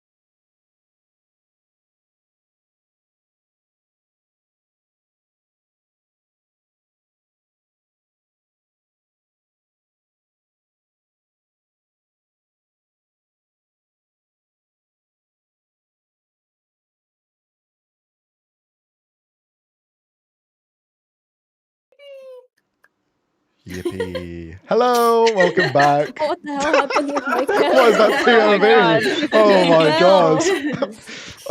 My bad. You get to see my fuck ass sitting position. Oh. Well, On welcome brand. back. Very on brand. Is that how Robbie is, IRL? We don't see. We don't I see. cannot sit normally. Yep. But welcome back. We've returned from our break as we are still continuing with the one shot. Essentially, we have left the celestial plane, and now our party members are trekking the very dangerous landscape here in Qur'Thaek. So you guys have just had a long rest as we go into the second day of your pilgrimage. So if you used any of your abilities, you can refresh them. But as you continue now, you who's kind of leading the group as a whole? We didn't really get to that last time. We had Ava kind of flying overhead. So Amaya is with the compass. Yeah, probably. Focus mostly on the compass, looking ahead every now and again, and listening out to any errant spirits in case Right. there are any. But mostly paying attention to the compass. I can't hear Leonie. Oh I'm not sure no, if What? that's up You to can't hear me? we can all Oh. hear Leonie. Yeah, we Yeah. can feel Leonie. Can you It's mute me? Discord. It's I'm a just- Discord. Yeah, I'm just gonna pop out real quick and come back in. No worries. Okay. Try that. I'm sorry. I'm sorry. Technical difficulties. It's alright. I'm sorry. It wouldn't be a Let's Play game without technical. Alex, you manifested it, damn I it. did. I'm sorry. I'm sorry. I Hello, apologize. hello. Can you hear me now? Can you hear Leonie? Hello. We can't hear you now, Alex. No. No, I just heard them. Okay. Okay. Yeah. Yes? Fine. Okay. Hear Leonie? I don't know. Oh, we don't know. We don't know technology. But sorry. Amaya, you looking ahead, the journey now. The rest of your party follows suit. You are tapping into a bit of the land now. Again, because your patron is rich in death, there is a sense that when you walked through the mausoleum where all of the dead were basically residing as a place of like worship for those who were before, walking these lands, you feel that's everywhere. You feel that is everywhere. It is an unescapable sort of sensation. The trees, the forests, the barren landscapes, no matter how empty things feel on the underlayer, it is rich with death. And it's something that you just constantly feel. But with the compass in hand, you continue ahead and eventually find that the forest that you are nearby begin to give way. And instead now, the compass is pointing further, a direct location ahead, which there is a large body of sea between you and it. The land gives way, and you have no way to traverse it. You see the waters crashing against the coastline, and it is miles and miles ahead. But you're not alone. You notice that there is someone else here. A person sat on the left-hand side of your vision, looking out to this coastline, to the sea, to the continent ahead. And their body resembles almost like marble, like they themselves are a statue. But it's glossy, and there is almost color that puffs up and clouds inside of them to reach the exterior, giving them a very glossy sort of oil slick sheen to their entire body that shifts and moves around. But they themselves sit on a small chair, looking at a canvas that they are currently painting. From the preparation that we've probably done before this expedition, do we know who this might be? This is Coralon, the god That of makes magic sense. and art. And for you, Enka, as you are following up behind, you can see him ahead, just painting on this canvas. He kind of hurries on over. and in her like elation, I guess she doesn't even like think about who this person actually is, and kind of leans over his shoulder to get a better look at what he's doing, like not even what his like painting, but how he's painting it, like the movements. You walk over and lean over his shoulder. He is about the same height as the rest of you. The canvas, however, is huge and impressive, but his strokes seem to reach up to areas he doesn't even touch. And as he's painting, you watch the strokes back and forth. He has no palette to dip color into. Instead, the brush just paints the color he wants. And he continues to paint. And you see, for a moment, those of you that look past the canvas, the same sort of continent, that edge of that coastline ahead of you, represented in this drawing. He adds elements of snow to one of the cliffs, and you look ahead and you can see the sparkling of snow begin to cover the mountains in front of you That's so fucking cool. as he continues to paint and paint. He turns and looks to you, Enka, smiles and hands you the brush.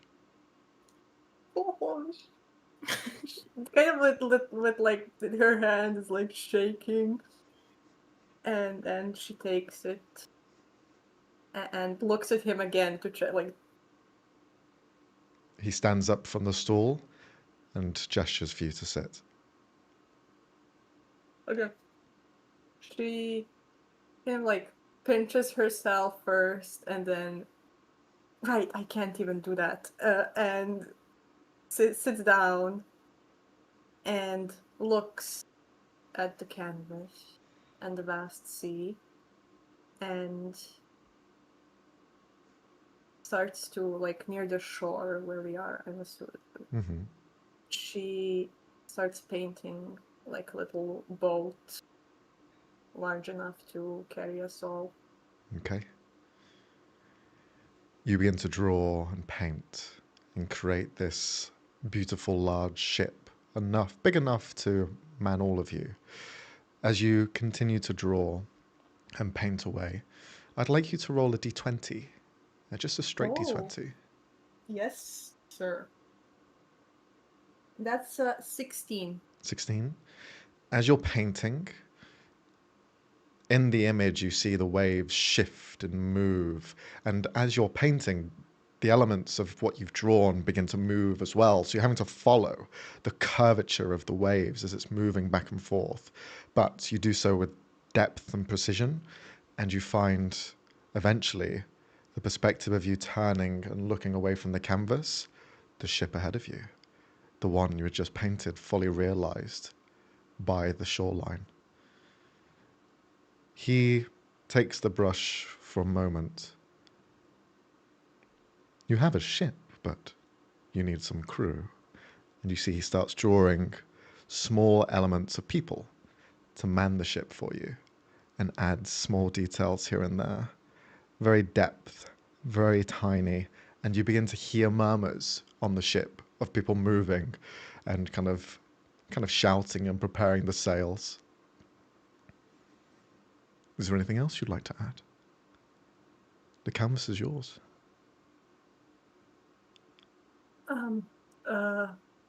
She kind of like turns back to the party. Any ideas? Do you know how tempted I am to say a unicorn right now? Do it! Do it! Do it! No, it's not in character.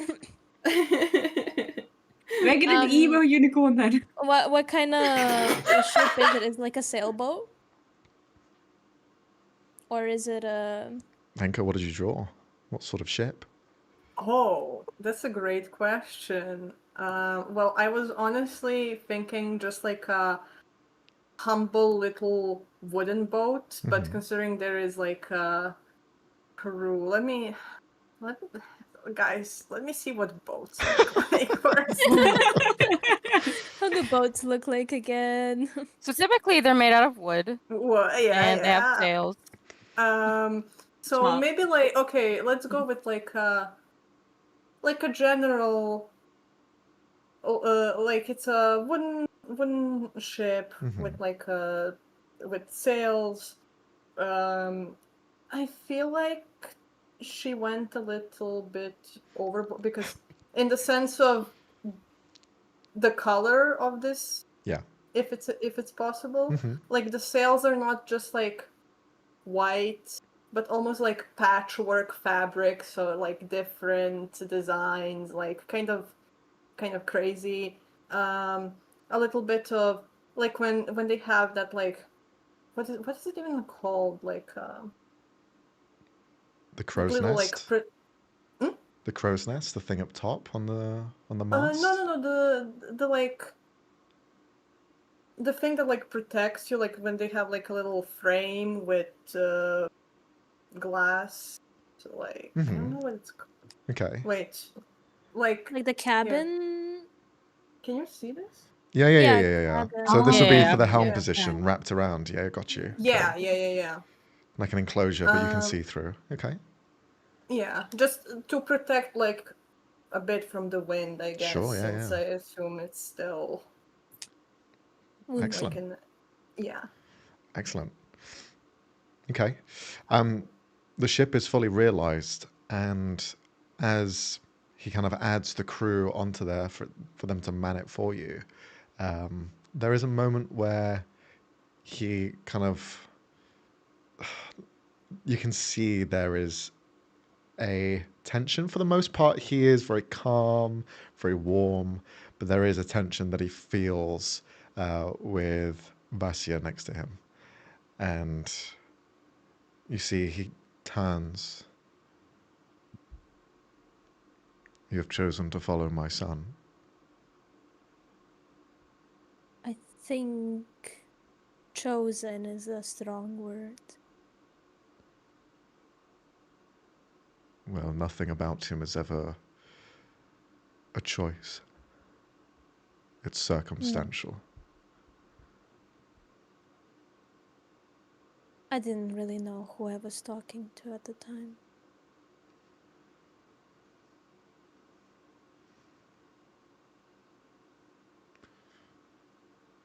Do you wish to break out of it?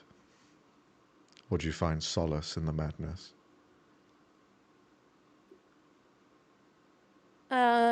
They look down towards the right arm that's been kind of covered by the cloak and look back. I don't know if I'm capable of breaking out. You might not be. But you need to want it. Madness is a spiral. Once you fall into it, it's hard to break out. Will I lose all my powers then? If that is all you care about, then you've already lost.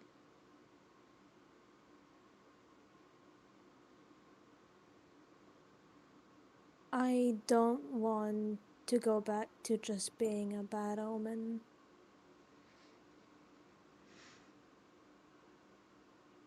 With these powers, at least I can do something good.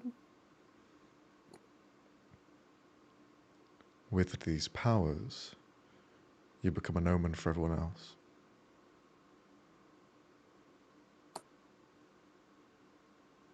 But I'm not here to judge you. I'm here to bring clarity.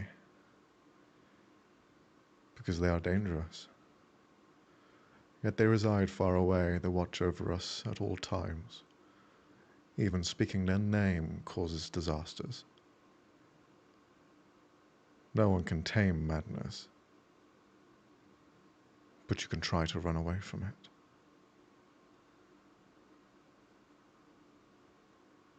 Would I just be running then? Is running better than falling? Do you have control, or Do you let it control you? Choose your path or let it choose you?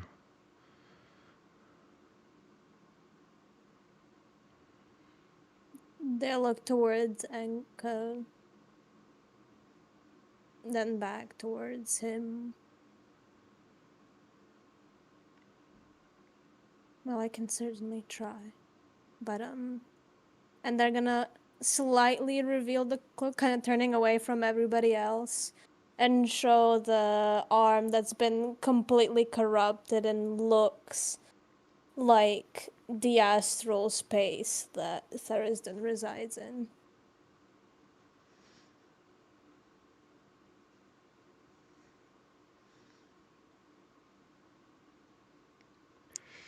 I care about your follower, and I want to keep her safe. I really can't do that without my powers, but there's a cost.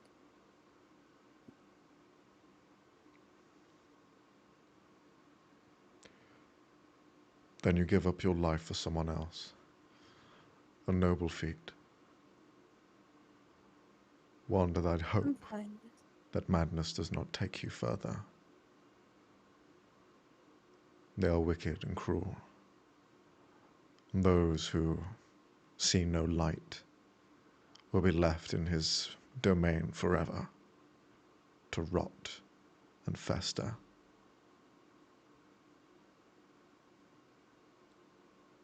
I wish you luck.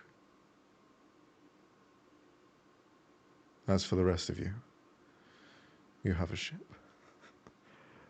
Is there anything else I should add to this canvas, do you think?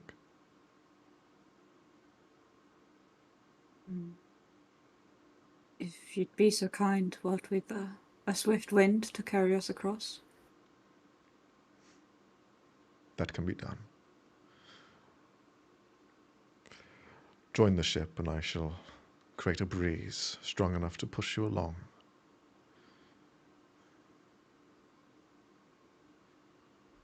Thank you.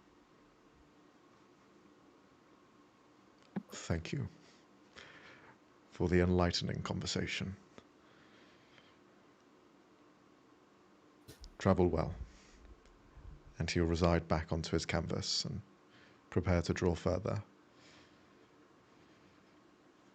The rest of you head down to the ship that has been created by Enka and board what is a immaculate representation of a ship that perhaps has never been seen before by Enka's eyes or imagination, yet they have read about them and have learnt about them previously through just the catalogues of information at the libraries.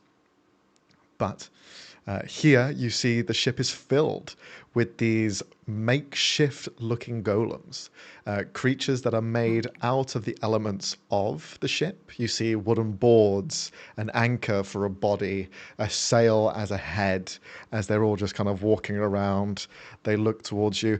Aye, aye, welcome aboard. And they kind of salute. I believe you're the one that created this ship.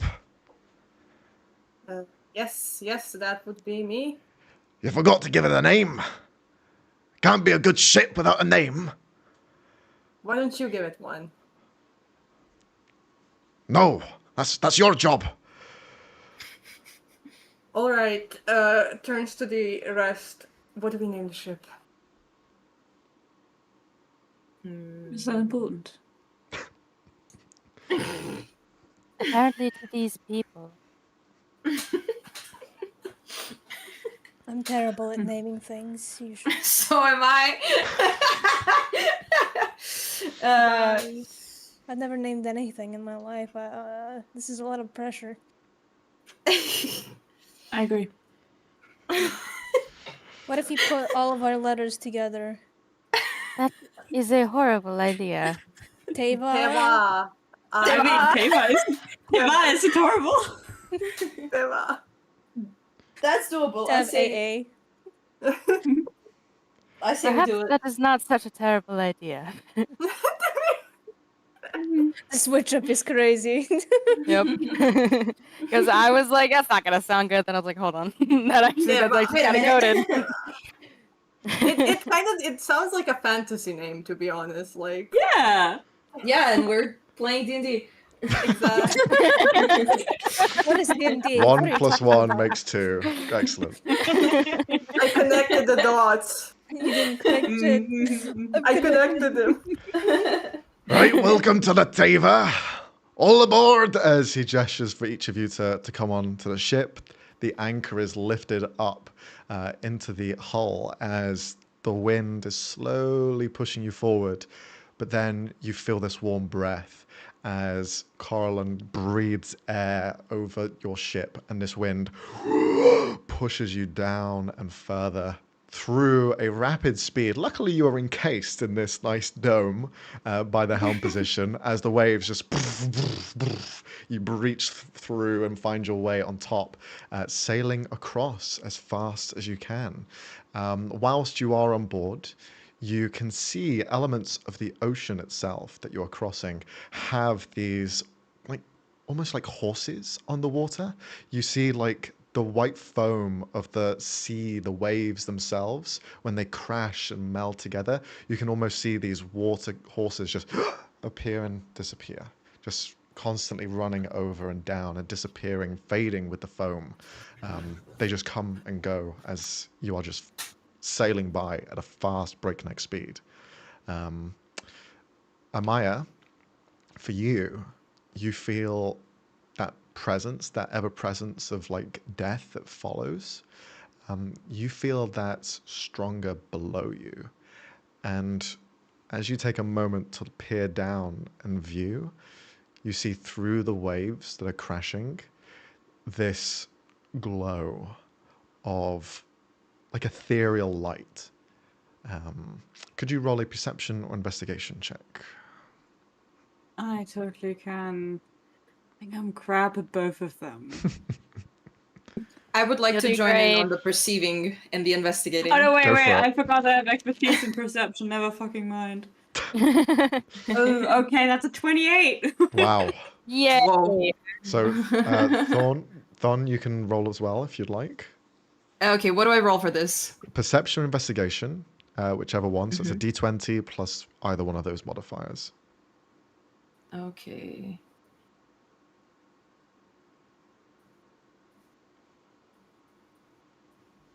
That is 15 in total. 15 total. Okay. The two of you peer over.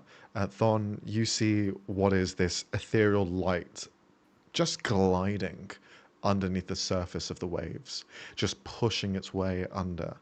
At one point, it breaches out and kind of spins in tow. And instead of landing back in the water, you see it just spiral up and continue to just fly off into the air, like a ghostly apparition of a whale that just flies off through the sky. The whale itself is what I describe as a wide, almost manta ray-like body to it, but it is the thickness and length of a huge humpback whale. The face at the front is almost created out of this wide open mouth, and you can see its skin is completely translucid. There is something about it that is a ghostly sort of presence as it flies through the air. For Amaya, you can see what is a soul gatherer, a creature that absorbs the souls and carries them with it. More so in particular, this is a Qur'Thaek immortal, one of the more docile ones out of them all, a creature that represents the seas, but also a representation of souls themselves. This is Belthugar, and as it flies through the air, you hear the kind of just like slight moan that it creates, just undulating into the air as all of you hear it. For a moment, there's worry, but it just continues to fly up and up and up before it just leaves view altogether. As it is cresting above us, Amaya is just going to reach up her hand, knowing she cannot touch, but wanting to get closer to its quite fascinating to her essence. And if you'll allow me, I'd like to slightly change up the Whispers of the Dead feature the Sure. Phantom Rogue gives you.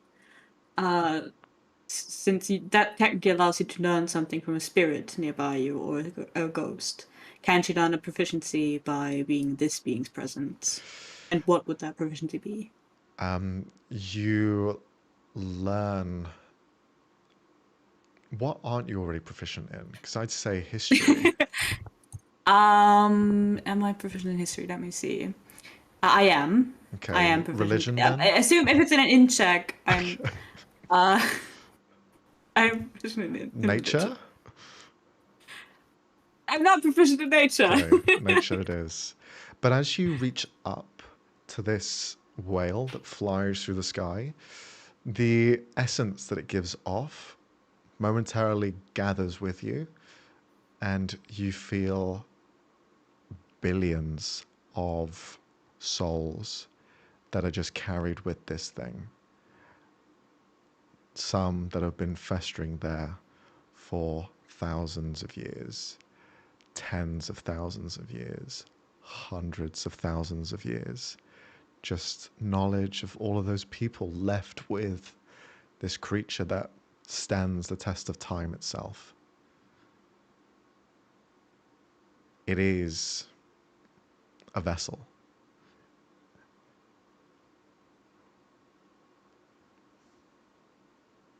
I feel like Amaya would be saddened by this knowledge, knowing that these souls will never pass on because they've been consumed in that way. So I feel like she's just staring in a mix of awe and heartbreak at this magnificent but disturbing creature. Can you roll an insight check as well? I can. That is... I love that feel. 27. The souls are happy. Another thing I have expertise in. The whole souls are happy. They've been eaten. What are they happy about? The souls are joyous. Okay. The souls are content. They have no fear. They have the similar feeling as you do and the rest of your people in Elsora. A place of wonder and a place of belonging. Away from any fears that the world may give.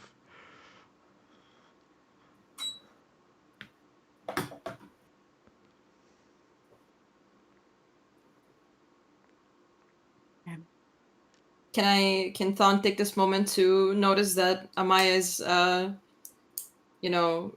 certainly knows something and asks like, hey, what do you like? I see you're feeling feelings right now. What do you know about this? Are you okay? It is difficult to explain. On one part, it breaks my heart what this creature does, but it is one of the Qur'Thaek immortals. Oh. I think. It carries the souls of endless of people that have come before us. But they are not screaming in pain or being tortured eternally. They seem to be content where they are, where they have been put. So I suppose it is doing a good thing. And Thon kind of like connects the dots, so it's kind of like a heaven of its own. Yes. I suppose you could say that. Okay. Thank you for telling me, Amaya.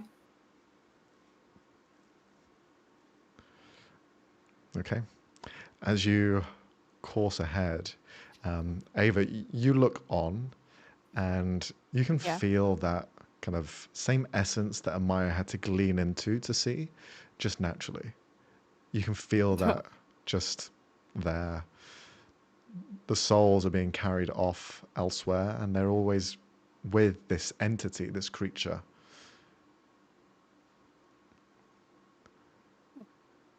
And is this Qur'Thaek immortal like we all know them and what they are, or You is learn this of them, like yeah, new? for sure. Yeah. Okay. Interesting. This creature is nothing like Mother. I do not care for it. And she's just talking to herself, just like perched on the bow of the ship.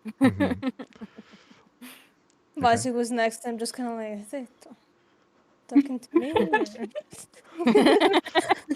Meanwhile, you have an enslaved rabbit and the eyes on your staff. Yeah. It Am I hearing things again? Probably. Just I'm looking over the rabbit to make sure it's okay. Is it the voices? Do you even see the rabbit voice start says- whispering to itself? Oh God. What I have we can created? speak with animals at will, so. Oh, you can. Don't. Do Do you? not, Yeah, do not open that I'll can of do- worms, yeah. girl. Don't do it. Open it! You Open know it! what, Open I it! Open it! Oh, Open no. it! Your type of creature has motion sickness or anything of the kind. No. Oh, that's good. What have you done to me? Snape. It's Snape. It's I Snape. need only to mute because I cannot speak seriously. What have you done to Sorry. me? Okay, I'll mute.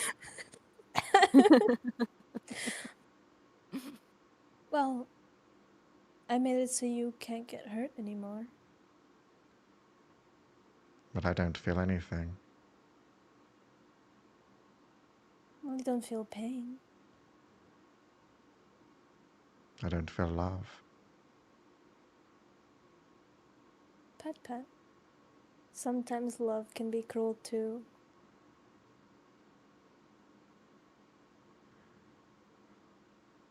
How long will you keep me with you?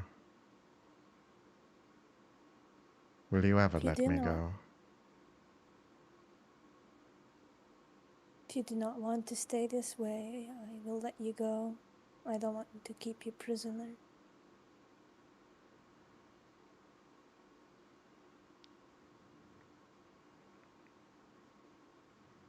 What is this life?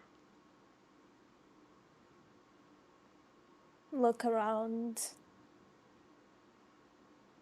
I'm not sure. I don't think anyone really knows. This conversation is happening whilst you're on the bow of the ship, the wind just passing by. Yeah, Ava's still near the bow, Us and just she's like, talking to themselves. It's the rabbit just looking up yeah, curiously. and Ava's just like, the first time she looks kind of perturbed, where like her smile sort of wavers, and she's just like, what is happening over there? Do you want to go back? I don't know what I want. I have delved into madness, and all I see is confusion.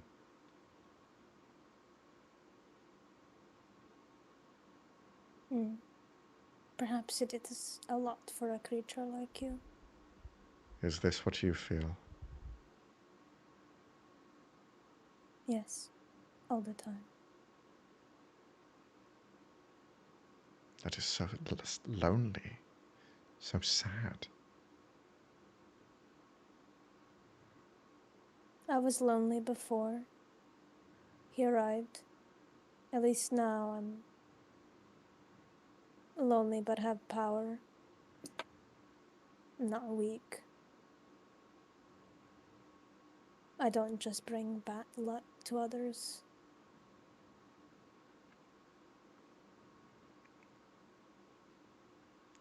Well, you all saved me, so maybe I can bring something to you. No.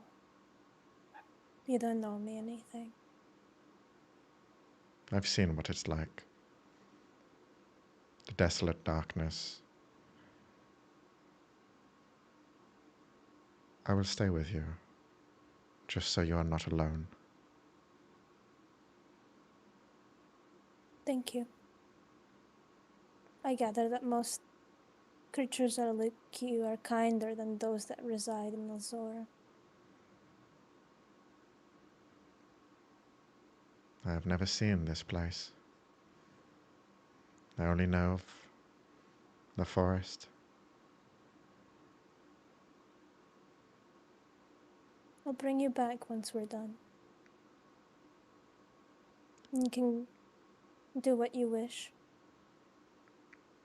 But if you're in danger, I can call you back. I was meant to die. You all stopped that.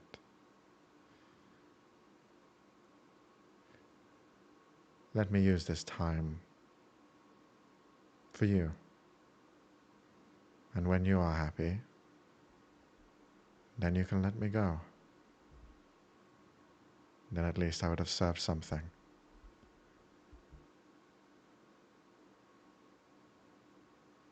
Vas cracks a small smile. Not something they do often. No. You already have.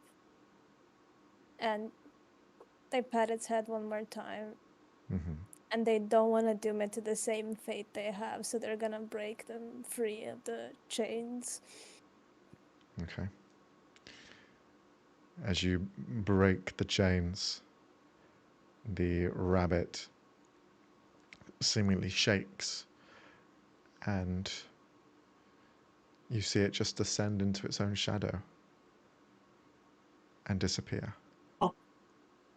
Huh. What? Interesting. Huh? It overstepped you. It went straight to you, Petra. It was like, hey, this bitch don't want me. Do you want my services? Do I get a sense of where it left to? Do you ask your patron? Sure. What'd you say? I went to a farm upstate. Shut up, bro. The neighbors took it in. Looks up at the staff.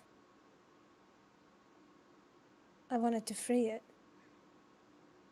Did you take it?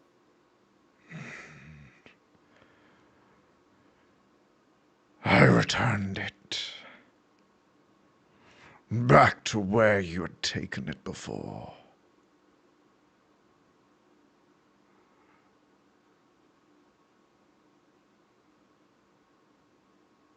All right. Thank you.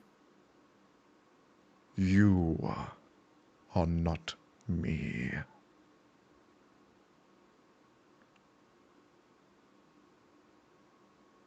Can I get a sense of what they meant by that?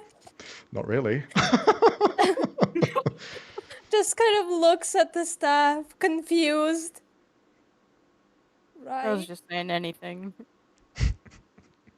I would He never is gay. try to be. Just gives a glare at the staff.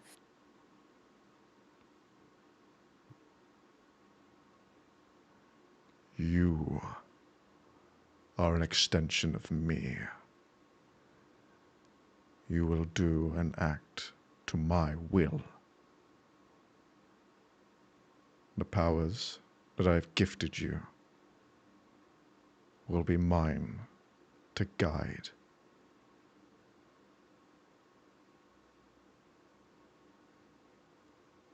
Was this about the conversation before?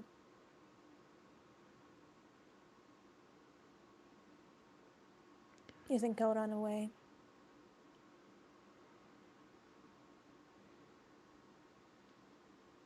No response. Well, quiet now, aren't we? But don't worry. I'm not running. I don't have anywhere to run to. Then you continue to fall, just as the madman said.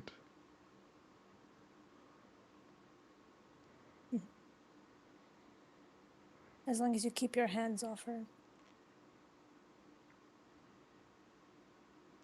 Don't give me an excuse not to. They grip their staff tight. I won't.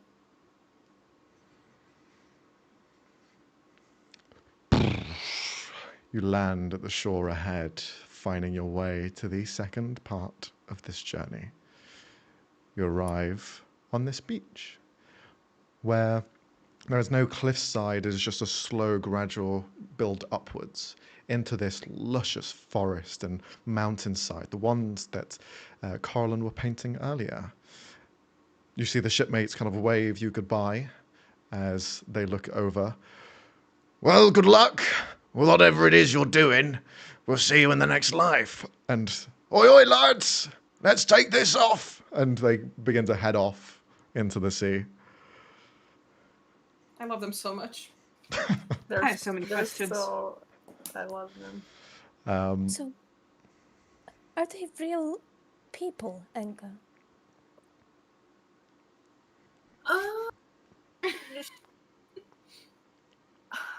Can I, I guess considering I do have those pains, Mhm. but they're much, much weaker than whatever the hell this was. Can I just, like, Carolyn is a god, so they have godly powers, you know? It's possible to create life, yeah, for sure. You said there were golems, right? So Yeah. But did they have a soul? You can see them amongst Elmire. well, the soul isn't technically my area of expertise. Looks to Ava. I thought you It was would just taste like- them then see them, but true. It was just like watching like full like horizontal on like the mast or whatever, just Mhm. like looking down at them with big black eyes. Did she see any souls in there? You can roll an insight check. Okay. Let me see what my insight is. Do insight. That is a 14 plus 3. Okay. There is a sentience that's there, but not one that seems much outside of basic tasks. They were given a job and they seem to fulfill it. The same as creating an animate object, for example, to come to life. It seemed to be a golem with no life or soul to it. The magic that held it together is the only thing that's keeping it alive. Ava just like kind of chuckles to herself, awkwardly. They were not real, in a sense. They were alive, had personalities, nothing else. Sounds about right. Right. Well, hopefully they'll be fine. But where are we heading to next? that way. Okay.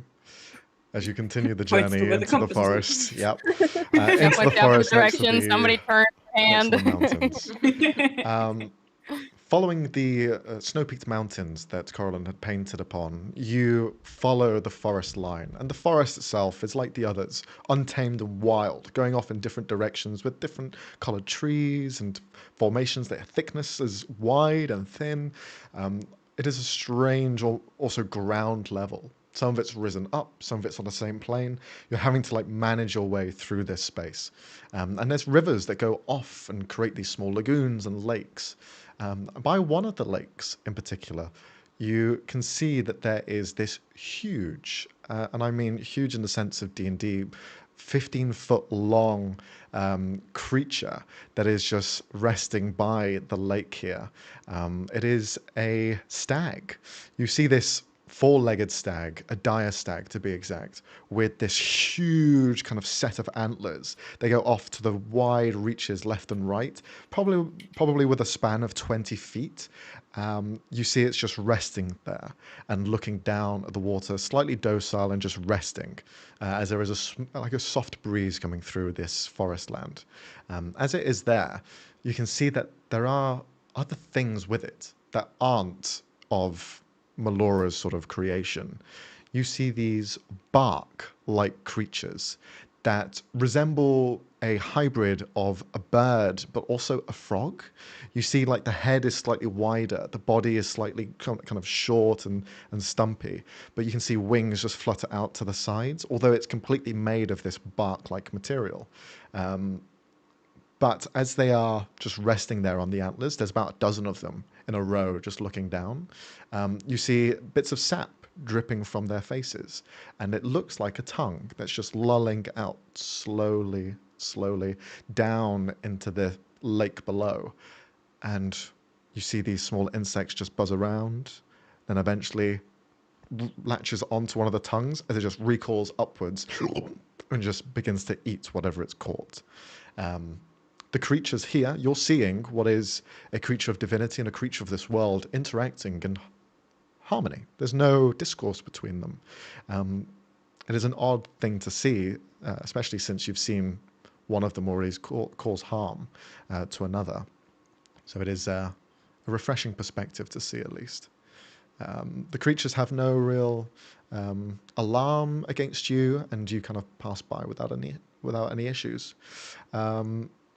Continuing on, you eventually find that large, ever so long mountain range perforated with holes, where you can hear the rushing sounds of water coming down onto this landscape below. Eventually, it's formed this huge lake, and you're seeing what looks like 100 waterfalls just cascading into it and creating this lagoon underneath. Brilliant and colourful the mountainscape is, the water is more impressive than not. There are tons of trees that grow from this kind of waterbed, some of them even out of it, and kind of just dripping vines over the sides. But who is the most perceptive out of all of you? What is your perception number? So that's going to be a 10 plus your perception modifier, if you have that. I have a 22. 22. Yikes. Damn. I'm not beating that. Okay. That's not Neither am I. me. Neither am I. Okay. No. So with a Yeah. 22, you have the highest in your passive perception. You notice that in the tree line above, there's about 25 ravens just sat Oh, there shit. and just Yikes. seemingly waiting for something. And then you hear rushing through the forest towards the lagoon, a injured looking bear that is just resting itself into the lake, and you just see the wounds that it suffered just beginning to turn the water crimson as it's just resting there trying to lick up its wounds. It had some sort of fight before, it seems, and it's currently just trying to heal itself in the water. Do any of you do anything seeing this? We all see this. Yeah, you see the bear push past, but the ravens are only seen by Amaya. Okay. And it got into the water to like. To try and wash off its wounds, to try and heal up somehow. And the water looks fine, besides the blood that the bear is now soaking in. You can roll a perception check if you want to. Or nature, either one. Yeah, I was just about to ask if I could roll nature, because I like nature. Ava likes nature, guys. She's a druid. So that's a 16. It's a plus 10. 16? Okay. Mm. You can see that there's lots of vegetation that grow into the water and soak up the nutrients from it. As the bear is resting there, you see some of the vines almost take a liking to the blood. Not this shit again. Yeah, Ava's gonna just like, oh no, and then she'll like kind of like rush over to the bear. Cast. Amaya is going to put a hand on her shoulder if she'll let her. Perhaps I for a moment. don't think we should intervene with this one. It seems to be this creature's time. And Amaya will point at the flock of ravens. They are all incredibly still and quiet as their eyes are trained on the bear and what's about to happen to it. Just because it is someone's time, we should not save them. Or at least try to. Is that what you mean? We can try, but we might not be able to do anything. Well, I will try. seems And then to be she'll like kind of scoot out of the hold on her arm and go to the bear Okay. and cast speak with animals. Kassy will help as well with whatever Ava's doing. So Avon, Vasio going over, Enka and Thon, anything you guys are doing? I mean, I don't know if Thon has noticed the vines. Do I roll something for that? Yeah, you can roll a perception check. Well, seeing everyone like acting in this way, you can see the vines are currently almost snaking their way towards the bear. Okay, so Thon would act out. Thon would be like, "Hey guys, so those are the vines that hurt the bunny. Let's stay away from there." Like You that are would not to cause fuck with me. necrosis. Ava, I'm telling you this for your own good. I know you don't like me, but just listen to me for once, okay? Ignoring walking straight towards the bear. You could get really hurt, Ava. Okay, so Thon and Amaya watch by from the sides. Enka. I'm also gonna peep back, especially after what Ton says. But like keeping like kind of be halfway, like closer to Ava, just in if something happens, so I can react, Okay. and also to ask, is that advantage thing from the start? Is that on? Yeah, that's on here. Yeah, Because yeah, okay. you have a feeling of premonition happening. Okay. Then, Ava, you cast Speak with Animals as you can Yes. hear the beast, the brown bear, just beginning to like hurt and wince as the wounds are being licked up. You can see heavy gashes into his hide as though he's fought something. Now that you're closer, it looks like they probably fought another bear. Claws are deep in its hide and resemble the same sort of width as its own. Yeah, she'll approach, sort of crouch low to the ground, and her hand out, and sort of like a what's the word I'm looking for? Friendlier way, and she'll speak with animals, and all you can hear from Ava's mouth are bear sounds. But she just goes, "Hello, lovely. You are injured. What do you want? I want to help. Come." And she'll like try and lead the bear over, and she'll pull out like some of the rations that she has, like some of the berries. Just begins to lick its lips, seemingly hungry. You can see it's slightly starved. You are very brave. Yeah, I know. Then come. I am your friend. I am Ava. And she'll just try and like place her hand on the bear's shoulder and try to like lead him away from the pond. Okay. I will help you. As you're trying to lead him away, Vasya, is there anything you're doing watching this? Trying to basically the thorns if they're creeping in, either like hit them with a spell to like get them to move back, or with telekinesis just Okay. shoo. With the telekinesis, gone. you just begin to pull them back and just fling them back to where they came from, almost like slapping away a hand as they just recoil backwards. Ava, you persuade the bear away from the lake, but those that look onwards, so Enka, Amaya, and Thon, the three of you can see the vines beginning to bubble and kind of fester underneath the patch of blood that's in the water, and you see it breach slightly as you just see this almost amalgamation of hundreds of these like vine creatures just looking into the water and soaking up all of the blood that just dripped in. The creature itself I'd describe as kind of like a rubber band ball, but just hundreds of thousands of vines interconnected.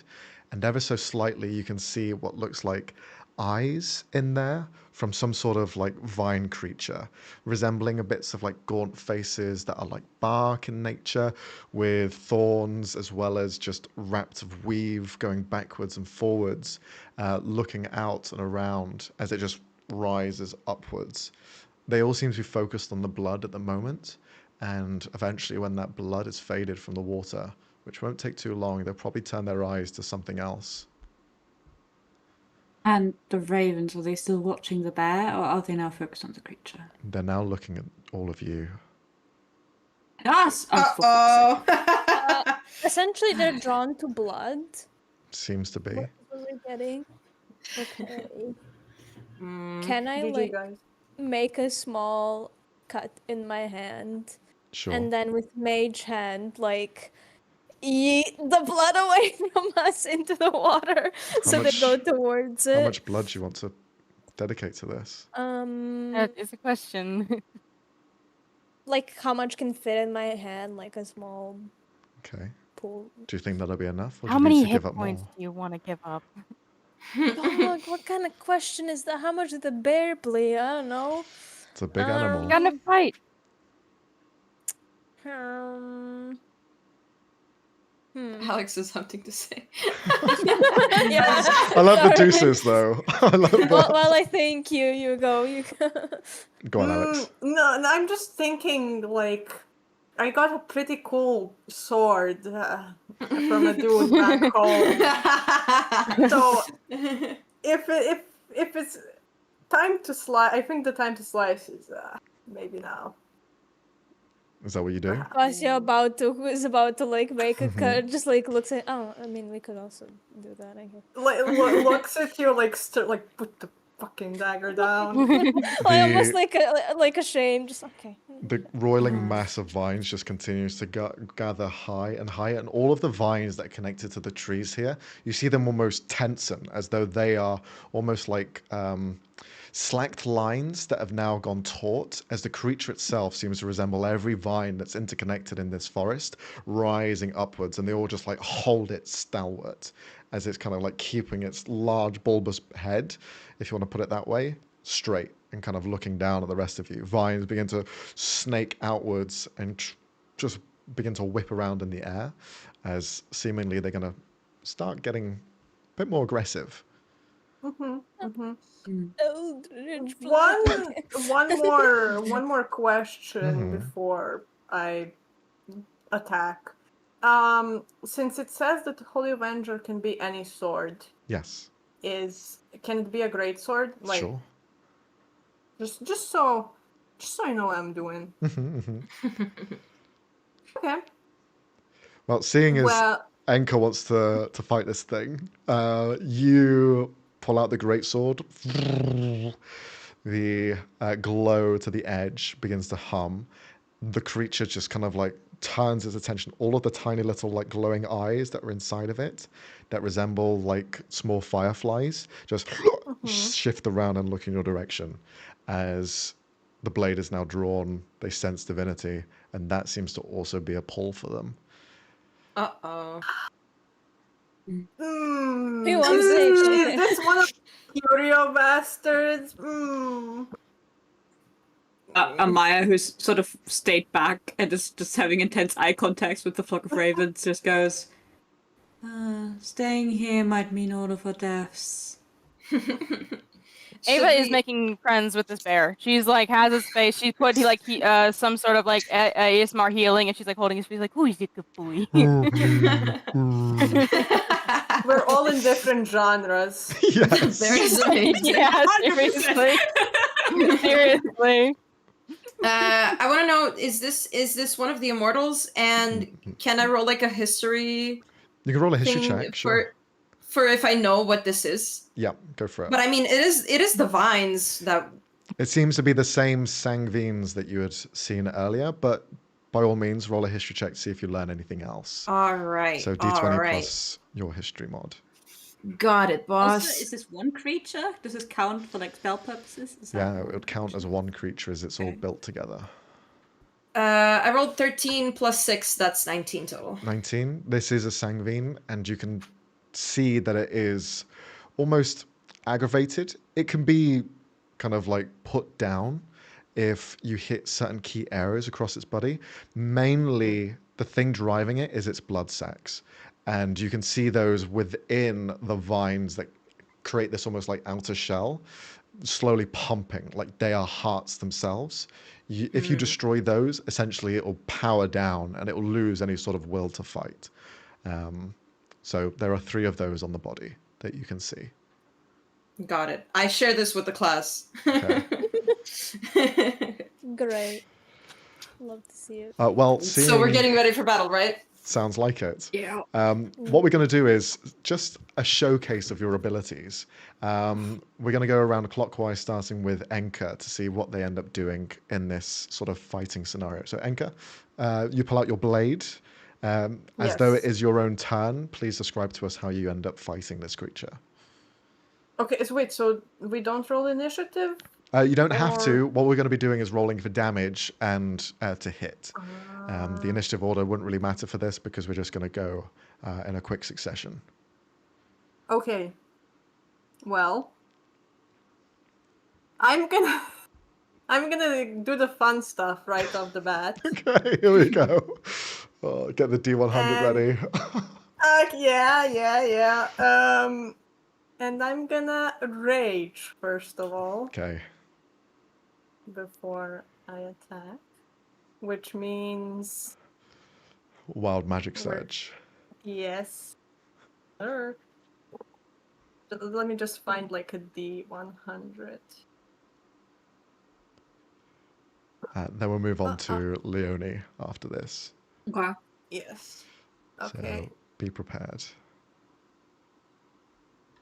58. 58, okay. Let's see. This is gonna be so much fun. While your rage persists, at the start of each turn, a mouse minute meteor, as per the spell, is summoned into being around you under your control. Okay, yeah. So these tiny meteors begin to wrap around your head, and you can command them to fire into the vines if you wanted to. Yes. You know what? Fuck. Let's do that. Let's just do that. With a blade in hand, you rush up, ready to strike as well. But in the meantime, these meteors just begin to cascade and pellet into the side, giving you an opening to hit. So, with the mouse minute meteors, if you could roll 3d20 to see how they hit. You have advantage Yes. on every roll because you had seen this place before. So, basically, just let me know if you get a natural This 20. includes damage. Oh, never mind. Okay, wait. Jesus, okay. So I got a 17, Hmm. a 15, and the last one is gonna be a 4. Okay, at advantage. Oh Oh my god. Okay. There was an actual 1 in here. Oh, okay. Oh. The first 2 minute minotaurs, fucking hell, Minotaur? meteors. They have horns on them. They just crash into the side. As well, if you could describe how you end up hitting the creature. What are you are you specifically aiming for something, or are you just going to be hacking and slashing? Yes. So I mean, basically, I kind of feel like she is raging, so like thinking is not the strong suit right now, but kind of like going with some instinct, and after hearing what Ton said, the meteors are gonna focus on like making the path like open to the one of the blood sacs. Yeah. And then with the sword at the ready, if she opens the path, she's gonna like. Sure. Could you roll 46 to determine the damage on those meteors? Yes. And we'll see if that's enough to break the casing. 46. You got it. Oh, okay, nice. 14. 14. It's fire damage, so it's vulnerable to that. So as you deal 28 damage, you see the exterior sort of thorns just burn away and leave that massive pumping blood sac that's just there. You pull out the blade, ready to slash in, make your attacks. Yes. You have So advantage. that's advantage also +3 due to the sword. Yep. Ooh, okay. So 17 and 11. And a Is that a 20 crit? and a 19. Nice, nice. So they're both going to hit. One of them's going to be a crit. So double the dice for the second one for the damage. Okay. Okay. Let me just so that's a great sword, so that's a 2d6. That's right. So wait, so the crit one is gonna be Double dice. So basically roll 4d6. 4d6. Yeah. Okay, Jesus. So 66 in total. Plus any modifiers that you have for being a barbarian. True. You might Okay, have some. so first, like the crit one is gonna be 12 plus. Just a second. 12 plus 3, no, 15 from the sword, as well as then plus my strength, which Yep. is 4. Okay. So So plus 7. so 12 plus 7 is 19. 19. Yep. And then the second one, it's gonna be 4 plus 7, 11. 11. Okay. Okay, you strike twice with your greatsword. The first one kind of opening up the wound. You see the blood just begin to pour out, and you get covered head to toe in it. As you just see this black sort of sinew just cover you, and then you kind of like squint your eyes, see the almost like arteries that interconnect the pumping vessels, and you just slice into it with your blade. And in fact, push through so deep with the critical that you end up piercing the other side where another one is resting, and you deal additional damage to the second one as well. The blood just drenching you over as the vines just continue to whip back and forth. As you are striking into it, you are going to take a bit of damage. You're going to take 6 points of damage. Points? Yes, sir. That's already halved because you are raging as a barbarian. So just 6 points of damage to you. Then at the end of that, we move on to Leonie's character, Amaya. Yes, Amaya is still keeping to the back. She's going to clutch her shoulder, where in the shoulder plate her holy symbol is engraved upon. And still, her focus still on the flock of ravens. She's going to utter a prayer and entreat them to turn their attention to this creature that is against everything that they themselves stand for, by draining the life of creatures that aren't yet supposed to die. And is, while doing that, going to use a channel divinity, Path to the Grave. So she's going to curse the creature. So, next time any of us hit it, it is vulnerable to all the damage that attack deals. That's right. So even if you crit, you deal 4 times damage, essentially. Yes. Vulnerable. Okay. And then that was her action, and as a bonus action, she's going to put Sanctuary on Anchor in case the creature decides to lash out in response to her attack. All right. With that kind of uttered, for a moment, Amaya, you can see the Raven King there behind, silhouetted in this mountain range, just looking down. And you see their staff that they have just rings out, and the ringing doesn't hit everyone else's ears, but you see the water almost reach to it, like a fluttering of wings, just kind of like scouring on the water's tension, and you see the creature just begin to shift and move as openings seem to bleed further. It is now marked. Then we move on to Kassy with Ava.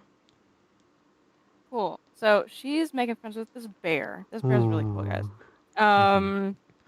And then she's like kind of half paying attention, but then she looks over. She's like, "Oh, can't have that." And then she'll just wordlessly cast Blight on the monster. This is disgusting. Please read the description of Blight for us, for those who aren't aware. Okay. A creature you can see within range makes a Constitution saving throw, taking 8d8 necrotic damage on a failed save or half as much on a successful one. A plant creature automatically fails the save. It fails the saving throw, so that's going to be Mhm. 8d8, and then it's going to be doubled. Okay, give me 1 second while I roll 1d8. Jesus. It's like the So- coordinate this. That Eight- blows up. 8d8. Okay, so Time for some math. and also lots of rolling and trying to keep track. Oh lord, this is gonna be great. Hey. Okay, so that's 1, 2. This is where you need multiple sets of dice. Yeah, I know. Yeah. And I have some behind me, but I'm too lazy. 1, 2, 3, 4, 5, 6, 6. Okay, 2 more. All right. So all of that is oh shit. 39 points of damage. Okay, so that's going to be 78. Mm-hmm. Okay. So you almost you do more damage than Enka did, because Enka did 58 total. I'm not trying to upstage you, girl. I'm sorry. We're level 10. This is allowed. Yeah, like listen, I'm not trying to upstage you, but I'm pretty sure Ava is. with the weakened side now vulnerable by Amaya, you see the blood sac just fold out from the thorns, and you see it. You look over, reach out to it. Your hand turns black and twists as you see the heart vessel, this blood sac, just lift up in the air and twist itself. And you see it begin to contort together as it just explodes, and the rest of its viscera just flies out into the water. There is now one sac remaining, as it is already been pierced by Enka, but we now move on to Basia. Great. So it was affected by necrotic damage. Cool. I Yeah. was worried because half my spells are fucking necrotic. Same. I was My damage worried was too. 100%. I was like, oh no. light might not work. But you got this. Okay. Fuck him up. So, remind me, is it the vulnerable part? Is it open now or So it's no longer vulnerable. It was only for the first Ah. hit since. But you can see the open casing for where the... Yes, Robbie? You have a question? No, sorry, my Discord just muted and unmuted me like 10 times in a span of 2 seconds. I was like, odd. oh, ghost. Yikes. But you can see the Go on. third sac. You can see the third sac visible. It's not vulnerable, though. Okay. That's fine. Okay. I'm gonna do a negative energy flood towards the sack. Now, I don't know how exactly this is going to work. Okay. Because unless the target is undead, it must make a constitution saving throw, taking 5d12 necrotic damage on a failed save, or half as much damage on a successful one. A target killed by this damage rises up as a zombie at the start of your next turn. Okay. Beg pardon? Okay. Well, see if you do enough to kill it. Okay, I'll do Hex first. Okay. So now it's going to have disadvantage. Yeah. And blah, blah, blah. I do extra 1d6. A spell target has disadvantage on ability checks chose. No, they have disadvantage on ability checks Okay, not saving of the throws? chosen ability, not saving throws. Okay. I'm gonna choose. Would that account for like attacks then too, No, or does that not account? they're Okay. different. I'll do Dex. Okay. Sure thing. But then I'll do the. So it needs to do a Constitution saving throw. Rolled a 14, which I think is lower than your DC. Yeah, my spellcity is 17. Okay. So that is 5d12. I always forget how a d12 fucking looks It like. almost looks like a D20. Yeah. Yep, It's yep. more round one, the roundest dice. The Let's raft say. one. The raft one, the dodecahedron, whatever you want to Yeah. Dodecahedron, yeah. Yeah, okay. I have 3, so I'll just roll the 3 and then 2. 9, 9, 18, 10, 28. 28, Okay. and 2 more. 8 and 1, so another So 9. 9. Okay. And a d6, sorry. Okay. 5. Okay. Basically just chains going out of the staff that wrap around the creature and then squeeze tight as an eye of Thursdune appears above it. The eye cracks open in reality and looks down impedingly as its gaze is enough to start crumbling this creature apart. Not enough to kill it, unfortunately, but you wound the third vessel. It has My 22 zombie. points of HP remaining as we move on to Petra. Is there anything that you want to do as Thon? You're muted, Petra, if you're talking. My bad, I forgot. You're good. I was talking. Okay. How many things can I do during my turn? So you can do an action and you can do a bonus action. Each ability that you have is corresponding to one of those. But you describe to me what you want to do and I can try and help you out. All right. Well, I wanted to command it to grovel. Okay. And then I wanted to attack it with probably chromatic orb because that's Sure. the strongest one I have. Well, seeing as you're a sorcerer, you can use a bonus action to be able to cast it as a bonus. So that's completely possible. Sure. So which one are you doing first? Are you doing grovel first or are you going to be hitting them first? Grovel first. Okay. So it's going to be a saving throw on its part. That's definitely going to fail. So as you cast the command, what's the word you say? Do you just say grovel or is there anything else that you say? Yeah, just grovel. Okay. You watch as it just begins to bend down. All of the vines that were keeping it upright and supported, you see them begin to slack and snap off some of them as it's forcing itself down to bow down to you. It now leaves it open to an attack, and the next attack you deal is going to be a critical hit. So, by all means, if you wish to attack with your chromatic orb. Yeah. Okay, what level do you want to cast the spell? The higher the level, the stronger the damage. Yeah, I'm just looking at it now. How much did you say it has left? It has 22 points. And you know it's vulnerable to fire, so that already helps you deal double.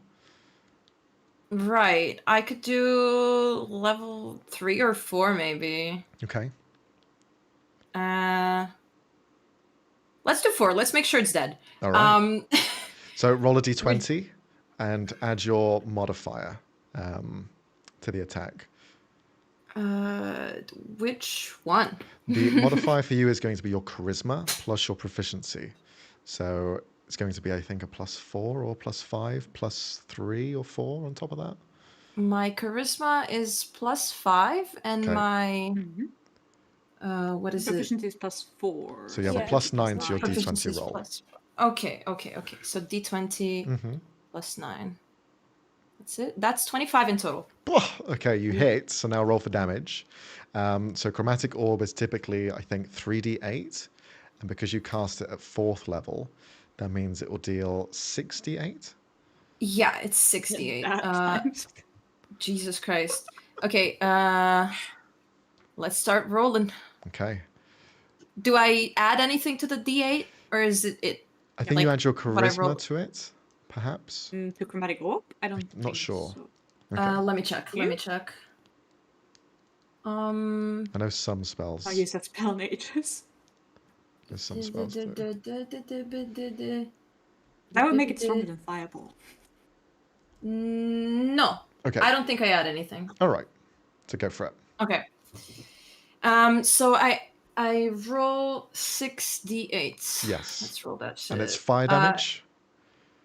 It's 37 in total. Okay. And with it being fire damage and an automatic crit because of your previous spell, How much was it? Sorry, 36. 37. 37. So that's 74. 148.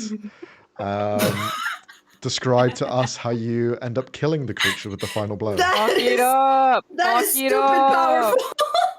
Yeah, fuck it up! Magic of times 4. Yep. So Thon just yeets this like massive chromatic orb right at the sack. What a And description. it blows up in fire. And even though the creature's kind of in water, it still catches on fire. Like their whole, like the vines, the whole body, all of it, everything's on fire. Beautiful. With the fire just festering, you see like dynamite sparks, the entire thing just fling off into the forest and burn away the rest of the vines that were connected to it, leaving the forest completely intact, but removing these sang vines altogether. With that, the creature is killed, and the rest of you are there to kind of like lick your wounds and to see what's happening with this bear. What wounds? What wounds? No Yeah, wounds. we Anchor's the we only were one not that took a bit of cut. damage. Yeah. Yeah, 10th level, can- guys. Well, I can heal Ankle. Okay. In future, I see around. Seeing this creature destroyed. Yes, Robbie?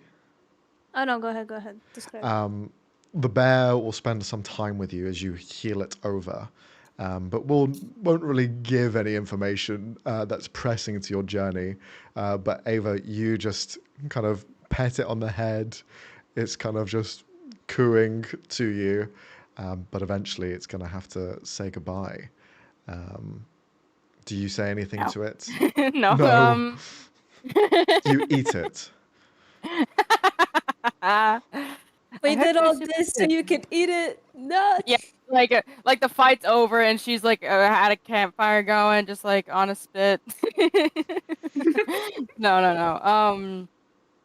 She'll just like give it some ASMR healing, give it a bunch of pets, and then send him on his way, and give him a little of her rations because she Okay. could get more. Oh, thank you. You are welcome. Will Be I see safe. you again? No. Oh, please. Oh, like Ava's like thinking about all of her life decisions. No, it is the proper way. The circle of life. Just don't fight and don't die. No, okay. Well, thank you. I will see you again in the afterlife. Does that help? No. And don't think about it. Goodbye. And she like, There's an afterlife. okay, What I about made a before mistake. life? No. You've Well, yeeted this bear into I gave a bear existentialism. an existential crisis. My bad, guys. Oh. You leave it behind. On the Wait, hold on. on the topic of the afterlife, was the raven still there, or did they, with the creature's death, With the creature's death, you see them ushering the souls of these Sangvines. You see them Okay. go over, fly for a moment, and then disappear as they basically dive bomb into the water. They themselves becoming ethereal as they just disappear from sight, leaving this plane and going to the Shadowfell. Okay, perfect. Did we just watch a bunch of birds kamikaze? Or okay. Why? Amaya's going why? to utter a quick prayer to help the transition for this creature's soul be smooth. Okay. As they're doing that, since Vasya has used abilities from their pack, from Terrazon, they are starting to hear his whispers louder than before. So they're just standing where they were during the fight, holding their head, turning their face away from, Ava and Amaya, since they seem to have it. Some things against them the most, so they're mostly just trying to quiet them down or brush them off. But Also, Ava's gonna give guidance to the bear as he goes away. Oh, I feel tingly. Okay, as you head off on the next part of your journey, the same day you leave the safety of this forest and mountain range and find yourself in this open, barren landscape. It is a very kind of harsh change because it's almost like a dividing line that cuts off this forest with this barren landscape in front of you.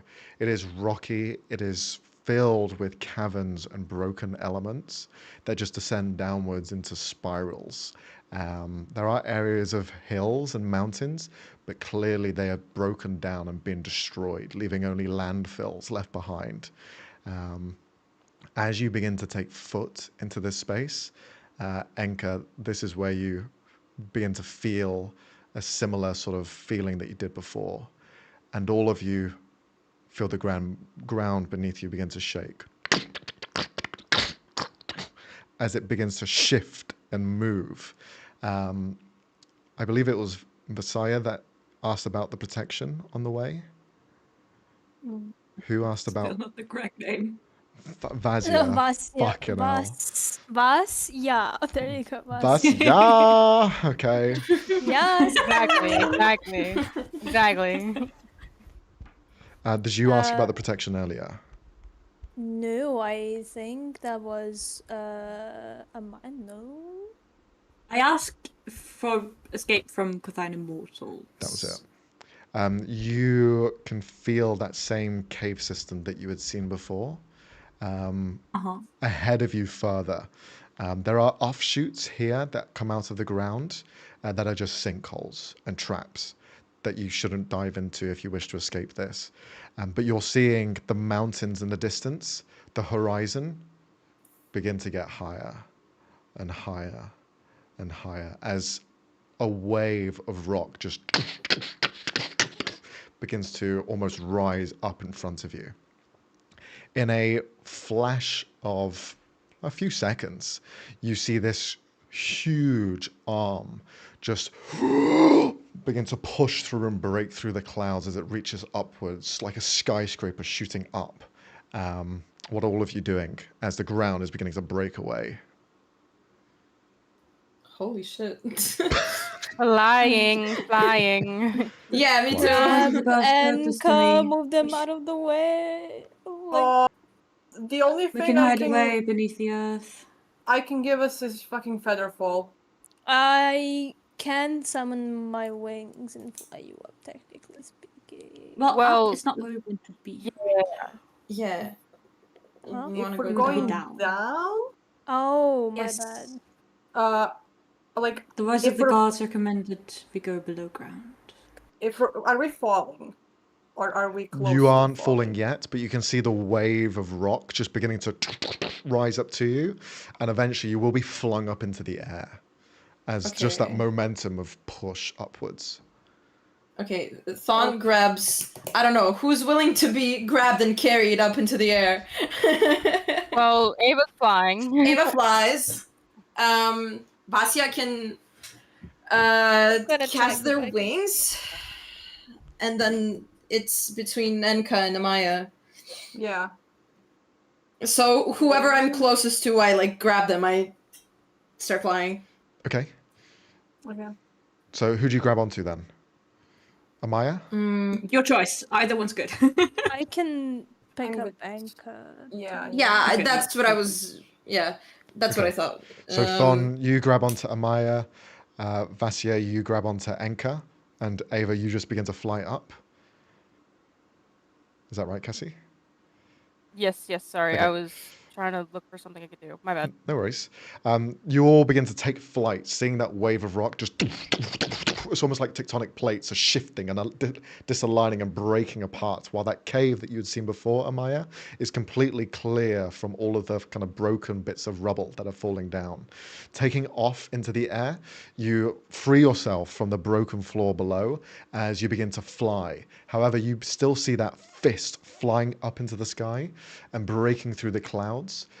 On the other side of it, you see this golden bright light beginning to grow larger and larger as this hammer meets the fist You see Moradin flying with this hammer, hits and impacts against the fist, but the momentum catches him off guard, and you just see his body fly off into the almost astral space above and beyond as he just is plummeted away. All of the clouds break away as he's flying, and he disappears momentarily. But now this giant Qur'Thaek immortal, a continent themselves, rises upwards and now beginning to stand as it looks around, sensing that there is more danger around. The rocks are rising up and beginning to cascade and fall. Dust clouds are bellowing towards your group. I'm going to need everyone to roll a strength saving throw as you are pushing through this kind of darkened extents, and rocks are flying from every corner. So strength saves. Oh my That's god, I a D20. Yes. D20 plus your strength saving modifier. Strength. What the hell? Yikes, guys. Yikes. 11. Do we have a well, I guess Enka has strength, so. Oh, 18. Ah, 18. hey! Plus one. 26. Wow. Okay. Nice. Oh my god. I have +8 for my strength save, Yeah. so. Okay. I rolled a 6 and I have a -1. Okay. Oh. I Amaya? have a 5. Amaya, what did you roll? An 18. An 18. Okay. So Enka, Thon, and Amaya, the three of you are kind of well adjusted in this space that you are just either pushing rocks out of the way of you, or you're just bearing the attacks that are coming your way by fortifying yourself. But for Vasya and Ava, the two of you are just getting pelted by stones and rocks, and it's slowing you down as the two of you begin to almost slow and grow further behind the rest of your party members.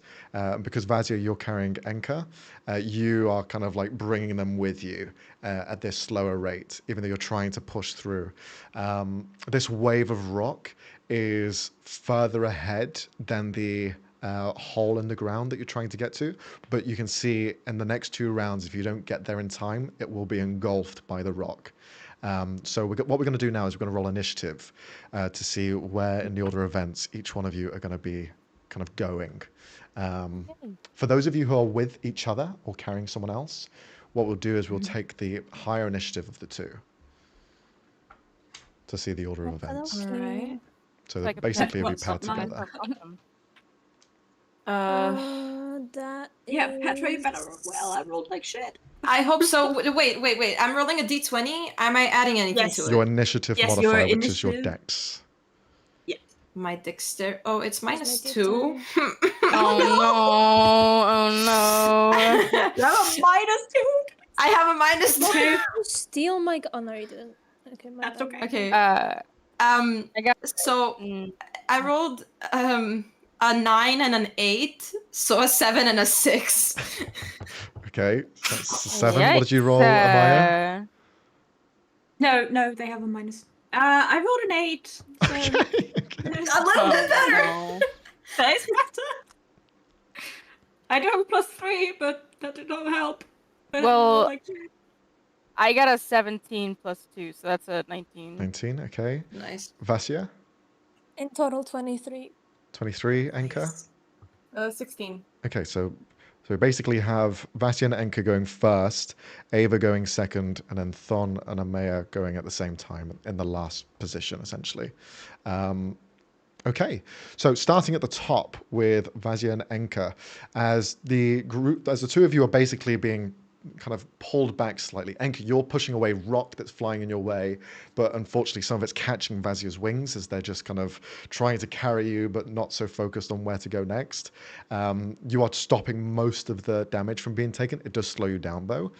Because you are at the furthest back, you are seeing the fight kind of in front of you as this titan now shifts its body around and it begins to move its arms. The arms wrap over you and eclipse you for a moment, and then you see the rock, the mountain which was created by Coralon, just shattered with one single punch as all of the water cascades into the air as it just goes flying and dropping onto the ground.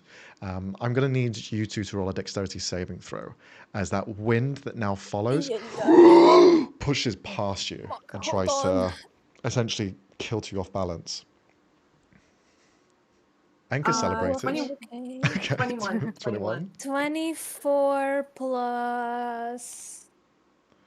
What the fuck? That's 27. Okay, then. the two of you succeed. So you don't get buffeted off and pulled further away as the arm crushes the mountain behind you. That wind, that tunnel wind, just follows behind, but you bear through it. And most of the dirt and rock is pushed away at this point. So you have a clear path, but it's about getting there as fast as you can or avoiding any more obstacles to come. So what are you guys doing on your shared initiative here? Since I rolled higher than N, can I go first? They are gonna see that they were slowing her down, and they're gonna use their telekinesis to basically push them forward as far as they can. I need to check how far can you move a person. I think Mocha, please. you have a range of 100 feet, Please. don't you? Well, it says that it's 60 feet to like cast a spell, but I don't know how much I can shove them with momentum. If I Okay. pull them back a little and then Just punt them as far as you can. as far as I can get them to. Like, I'm gonna use my full movement first, and Sure, then yeah, I'm yeah. gonna. You just fling them as far as you can, and Enka, you are like a baseball, just flying through the air, pushing past all of the rock that's coming your way. What do you do on your turn as you're basically being hurled ahead? Do I have? Can I react? Fuck, what do I do, bro? I'm gonna kill you. That's not productive. Don't worry, I'm already doing that job. You do something. Mm, One moment.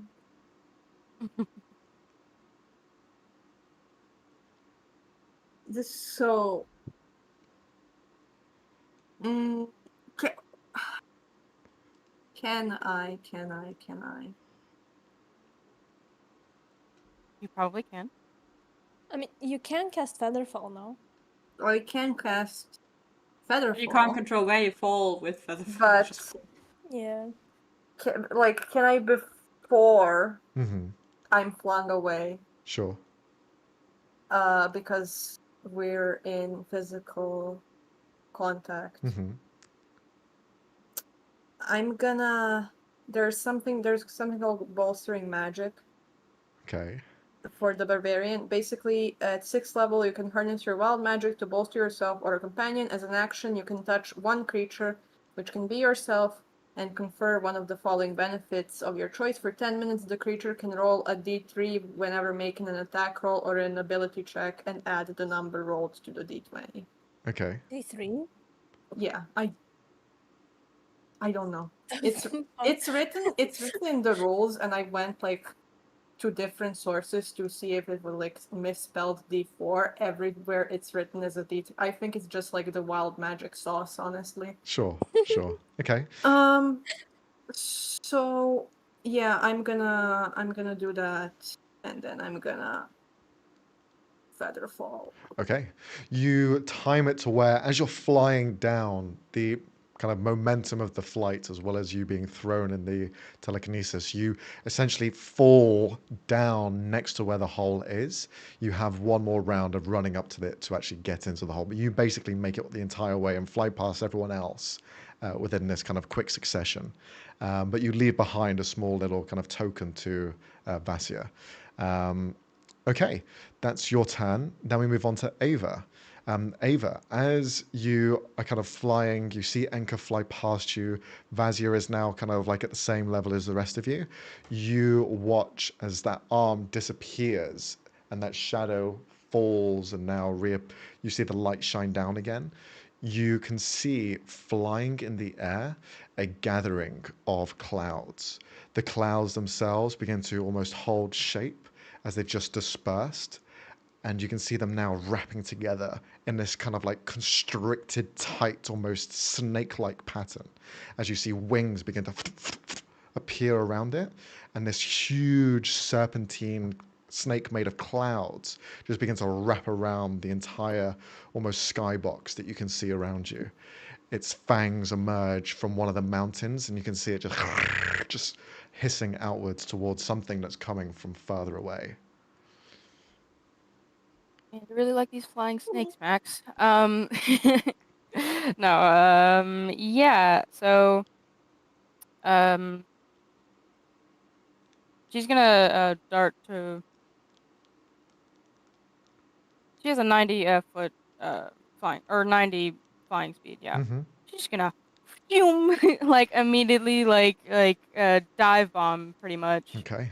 And as she'll give as she's passing, she'll give a tap her arm against Amaya's arm. Tap her hand against Amaya's arm and cast guidance. Okay. With your full speed, you can make it into the hole because you'd made the distance already, and then you can basically find yourself inside quite safe. We'll get to what the hole is in a minute, but you are basically there. Now, as we move on, we now have Thon and Amaya. How do you want to go about your initiative? Do you want to take turns each, or do you want to Well, coordinate? Thon is carrying me, so it makes sense for them to go first. I have an idea.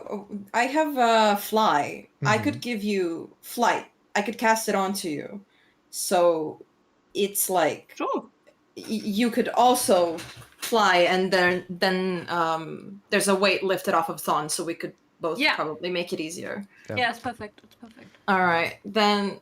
Yeah, I cast level 3 fly. Okay. Not that it matters. Do you conjure wings or anything, or is it just this kind of energy? What do you mean? So the spell itself, when you cast fly on them, what happens? How does it look? Well, I'm guessing they get temporary wings. Okay. Wings extend from you, Amaya, as you now have a flying speed and you can fly freely in the air. 60. Okay.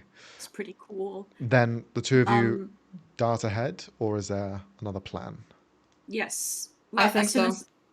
As soon as I realize that I now have flying speed, I can use my bonus action to cunning action, so I can dash as a bonus action and as an action in case there's extra movement needed. So I can drag the two of us into the hole. Okay.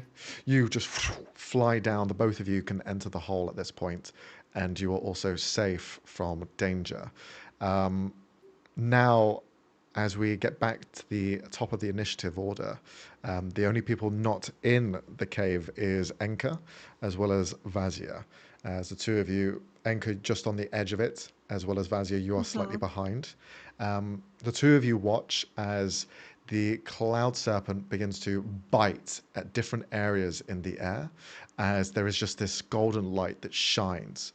For a moment, you can see wings of some sort of horse, a Pegasus, just fly through the air and beginning to pierce elements of the cloud and almost dispersing it and trying to break up its form. But it then gets constricted and almost try to rip apart. But then Moradin flies down with his golden hammer and begins to break them free. You see two gods flying overhead against two Qur'Thaek immortals that are currently fighting. You see the sky serpent Demirion, as well as the world titan, fighting against both Moradin and Bane, as they are just in the throes of fight above you in the skybox. There is also something else you notice: lightning. Just shooting above, between the clouds and in the sky. There is a huge shape that is forming and beginning to fall down on top of where you guys are. It looks to be draconic in size and scales and patterns, followed by lightning as it is just crashing down with a speed behind it. But that is your turn. So Vazia and Enka, the two of you share initiative. How do you want to go about it? How do you want to go about it? I'm scared, guys. I'm scared. I know where I live. Okay, using my full movement speed to fly Hmm. closer to the hole. Okay. Am I close to it yet, or is there Because still you ways are to go? unburdened and not carrying anchor anymore, you can make it into the hole on your turn. Just with my regular. Okay. Yeah.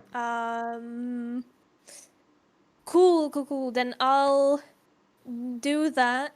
And make sure to kind of drag Enka inside as I'm flying past. Okay. Enko, you just kind of like being dragged then towards the hole. Okay. As you're just kind of like grabbing on for dear life, trying to get as much speed as you can, you are seeing this titan of a dragon just beginning to fall down into where you were previously. You dive into the hole as this clash of lightning, soot, and just a wave of earth just crashes overhead.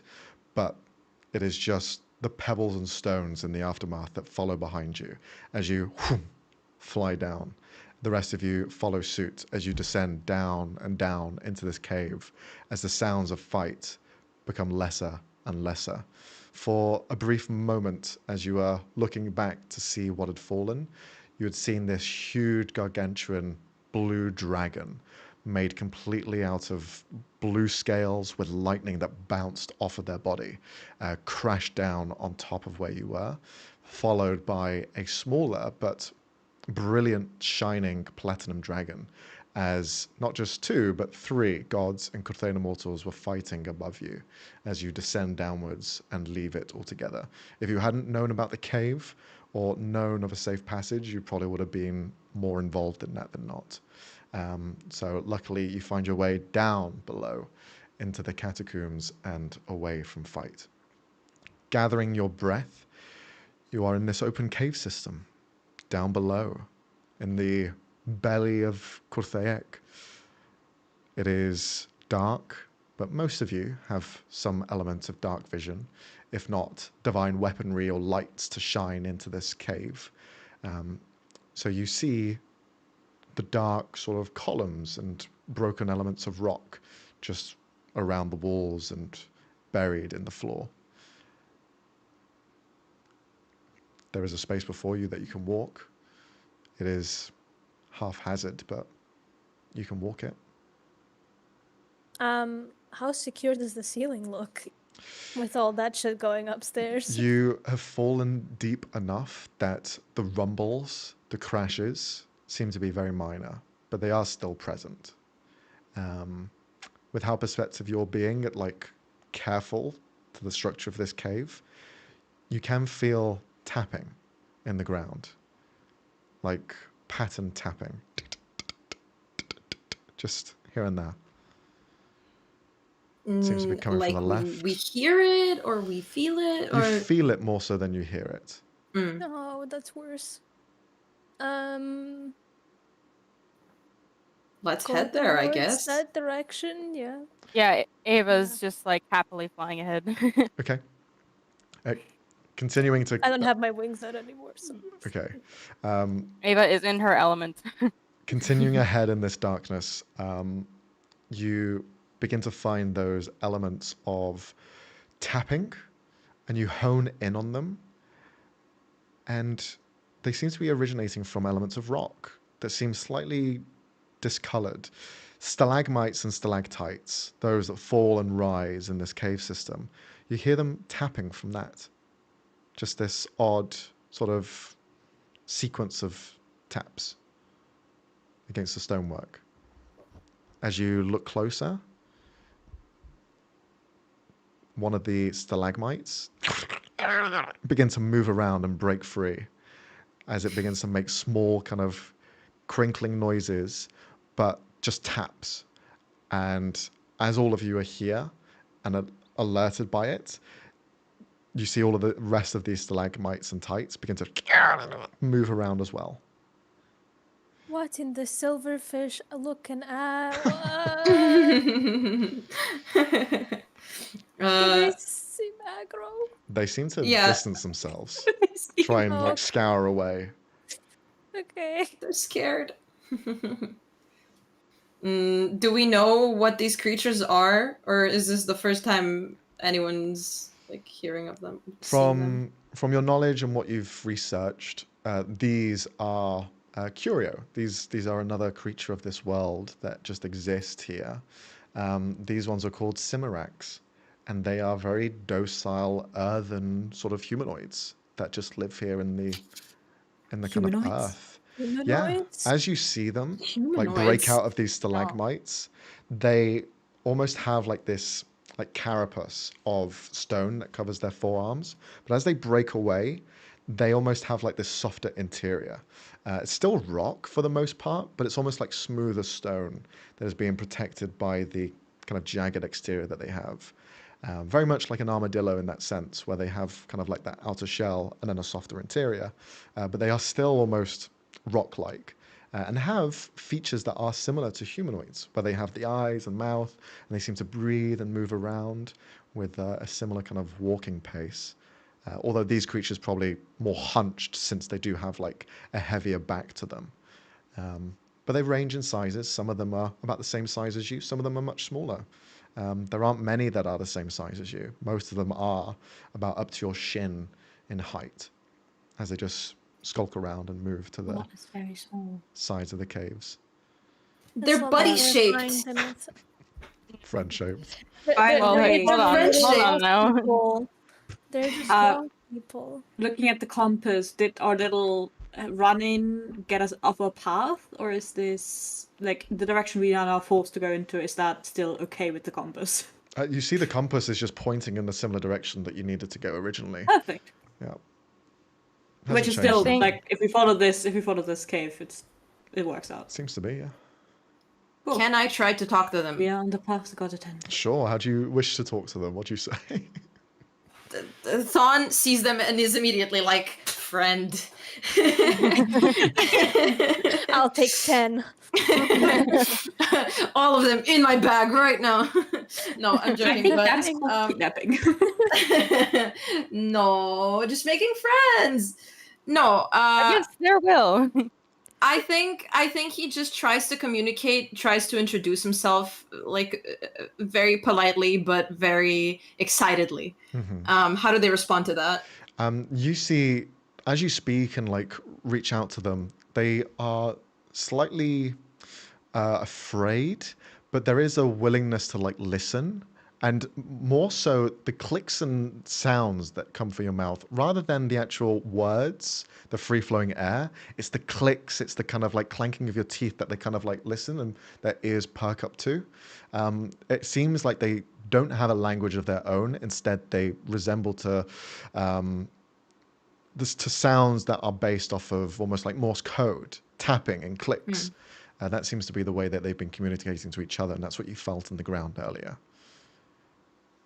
Does Vasya understand these? To understand the clicks and what they mean, you can roll a investigation check. So this is a d20 plus your investigation modifier. Yeah, This- and the D10, if that's still active. Yeah. Okay. I lost my D10. No, okay, here it is. Yay, +2. You said intelligence. or am I wrong? Investigation. Investigation. Yeah. That's still +2. That would be in total. Wait. Yeah. 15. 15. You can probably get a baseline for understanding. They seem to understand you. When you're like clicking and giving like a sort of emotion to what you're saying, they seem to understand it. But the words that you're saying, perhaps not as much. Are they shit talking? They kind of put their I hands on their think- hips and look at each other. So what is Vasya gleaning that they're saying? Yeah. What's the emotion? Are they scared of us since they seem to be running They away? seem the sense that you'd get is curious, mainly because they aren't afraid because it's the first time they've seen you.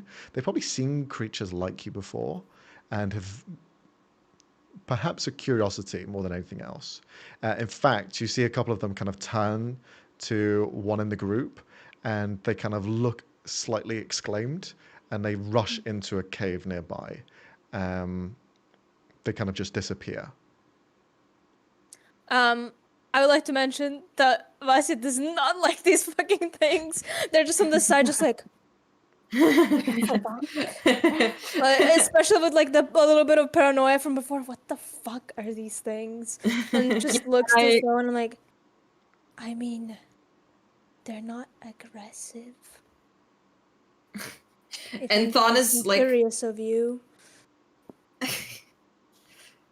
the whole time. Vasya seems like not appreciative of these guys. Thon is like, Vasya, what are they saying? What are they saying? Tell me. They're not saying anything. I don't think they really have words. They start mimicking Thon's sort of exclamations. I think they're mocking you now, or mocking all of us. I think for Ava, anytime one of them gets close or like tries to like get close to Inspector, she takes the top end of her quarterstaff or her staff and just baps them, and then she keeps crawling through the cave. Like, come on, keep up. They're quite top heavy, so they just. Yeah. But Ava's gone. She is moving through this cave. Yeah, so is Amaya. Yeah, let's just keep moving. As you're moving out, you see the smaller one that had run off. You see it have something in its hands and just kind of like holds it and then rushes up to the closest one behind. Who would be the last one in your group?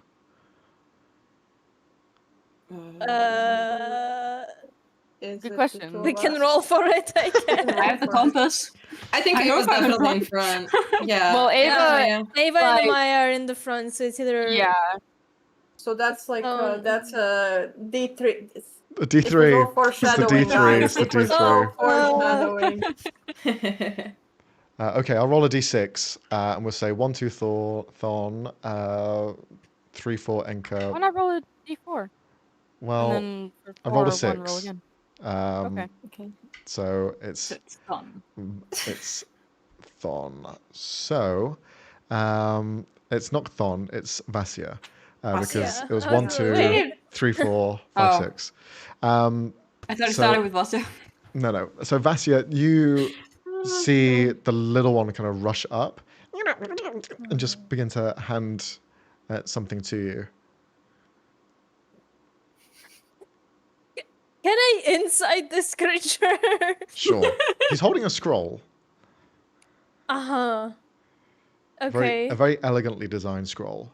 You look down at the creature and it just seems to be as though it's returning something that should be yours. I take it. Slowly, like, open it carefully. You slowly unbound it and open it up. And what you see inside is an oil painting. You see an old oil painting. And as you look at it and look at the surroundings here and where they ran from in this cave, you see what looks like the elements of a building that is crumbled and left here underneath the ruins. And this oil painting that you see depicts a proud golden-skinned man with flakes of like silver throughout, standing next to a family. A gorgeous elf with light skin and kind of long golden hair. A small little boy with golden freckles across their face and pointed ears. A little girl with kind of patchy gold skin that comes up in kind of like areas along her neck and face and chin. As well, you can see coiled up on their lap with the children is a small crystalline dragon that's just coiled and kind of resting there. You can see the peaks of its kind of its sharpened hide which is very almost crystal in nature, and itself is almost translucid to the point where you can see a faint sort of heartbeat colored in on this painting.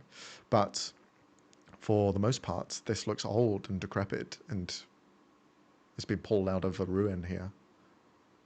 Do I recognize any of these figures? No, no.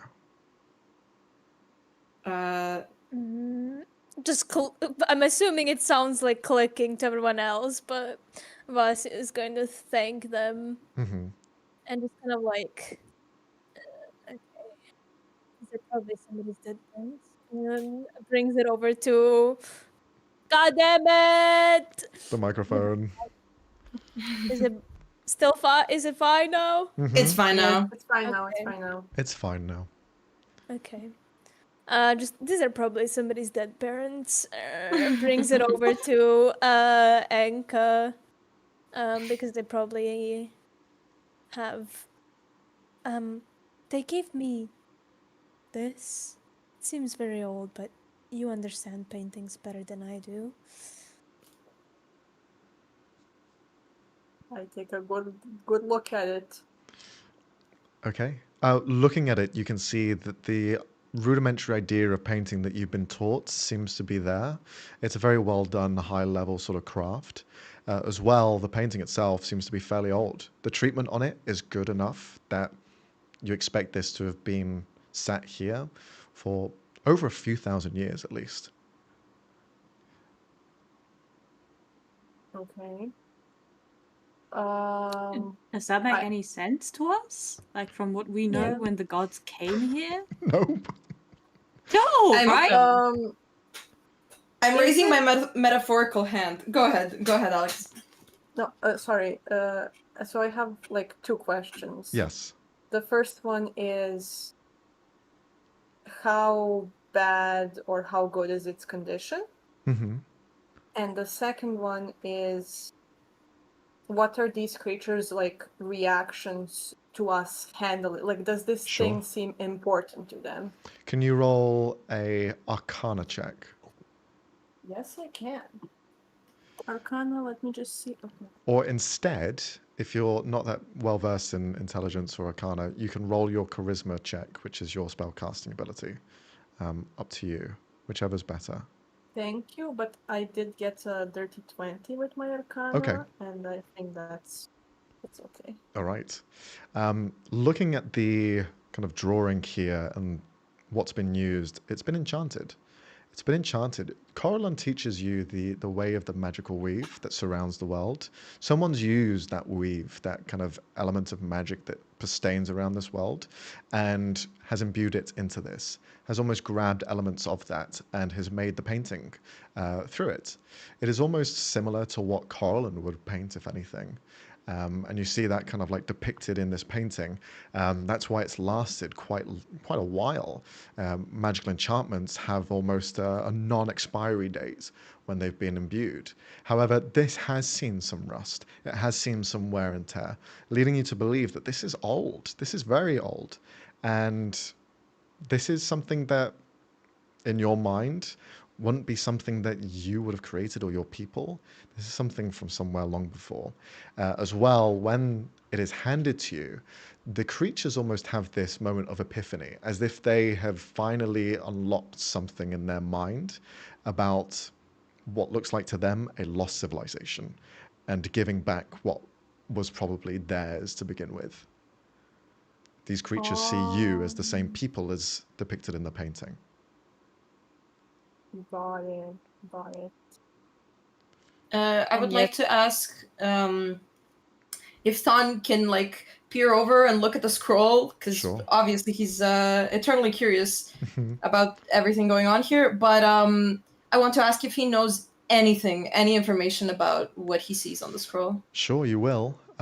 So looking at the scroll, you can see instantly the first creature that's there at the bottom, this almost crystalline dragon. You know this is a curio. This is a creature of the land. This is a creature not created by the gods.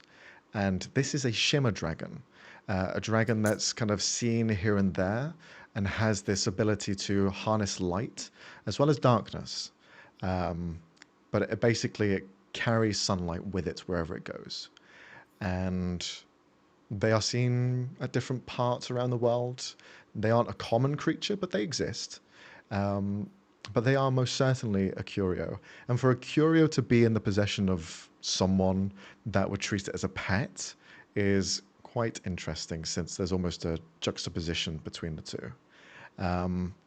But in terms of the people that are here, you do not recognize them. They do not make any sort of like connection in your mind. What I will say is the clothing, the style, everything that is depicted in this picture isn't reminiscent of your home either. This is someone else's sort of style or civilization, if you will. Okay, got it. All right. Unless there's any other questions, you guys continue on, following the compass. The compass leads you up the tunnel, which eventually meets at a sudden turn. Ava, you are leading the charge alongside Amaya. The two of you see, although you have like elements of dark vision and lights with you, the color for everything just turns gray. A muted tone where there is no contrast in brightness. Everything just turns to this black and white sort of sepia tones. And you feel there is a presence around the corner. Just me? You and Amaya are Or- both there. Okay. I think Ava will just voice like, you feel that? I believe there might Yes. be danger. Well, let's go find out then. Wonderful. Love danger. And she'll like kind of peek around the corner. Okay. You see. Unless it's like right there. You see a open space. The cave system takes a turn, and then it just kind of like opens very drastically. There is something in the air here, which is almost powder-like. On second thought, taking a closer look, it's ash, just hovering and stopping in the air. It doesn't blow, it doesn't move, it's just still. With those same kind of grey tones that you're seeing, everything's a bit muted and hard to like see shape and form. But then, buried in the corner of the rock to your right in the wall, there is a man, just left there, buried halfway in, hand extended outwards, symbol on his forehead, which is black in tone, and he himself is completely greyed out. Do we all see this now, or is it just those two? As well, as all of you are now coming into this room, you will all see it.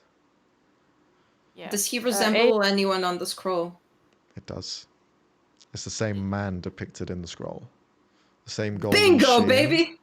Instead of that gold, you see he's just completely greyed out. But it's almost perfectly captured. You see the same person there, but they have been like petrified in this state.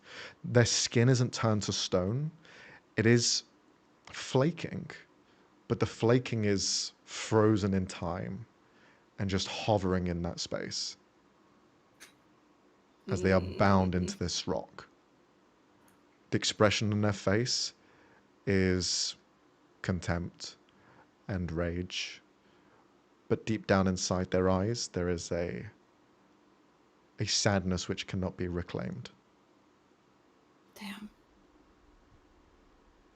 Ava's gonna crawl up, kind of sort of semi looking for any traps or anything that can come out and attack her, but she like crawls right up to this dude. Sure. There's no movements, there's no hesitations. You rush up and you see nothing of a threat. Poke. Where'd you poke? I don't know, his face probably. It's fleshy. She steps back. She's like, I think she steps back. She turns around, very calmly walks over, and she's like, "You can deal with that, thank you." And she pushes Amaya forward. I mean, do I sense anything from this? You do not sense your god here. You do not sense anything Cool. here. Those of you who Okay. have a god that you believe in, as soon as you enter the area of grey and ash, that disappears altogether. Same for you, Vasia, whatever your fucking name is. Fuck's sake, dude, it's not that hard. Hey, look! I'm looking at it and I'm like, fucking hell. Yeah. Vasia. Vasya. Anyway, even for you, your connection to your patron disappears. What is there in the world that could cause that? No one knows. This isn't something that's been shit, found okay. before.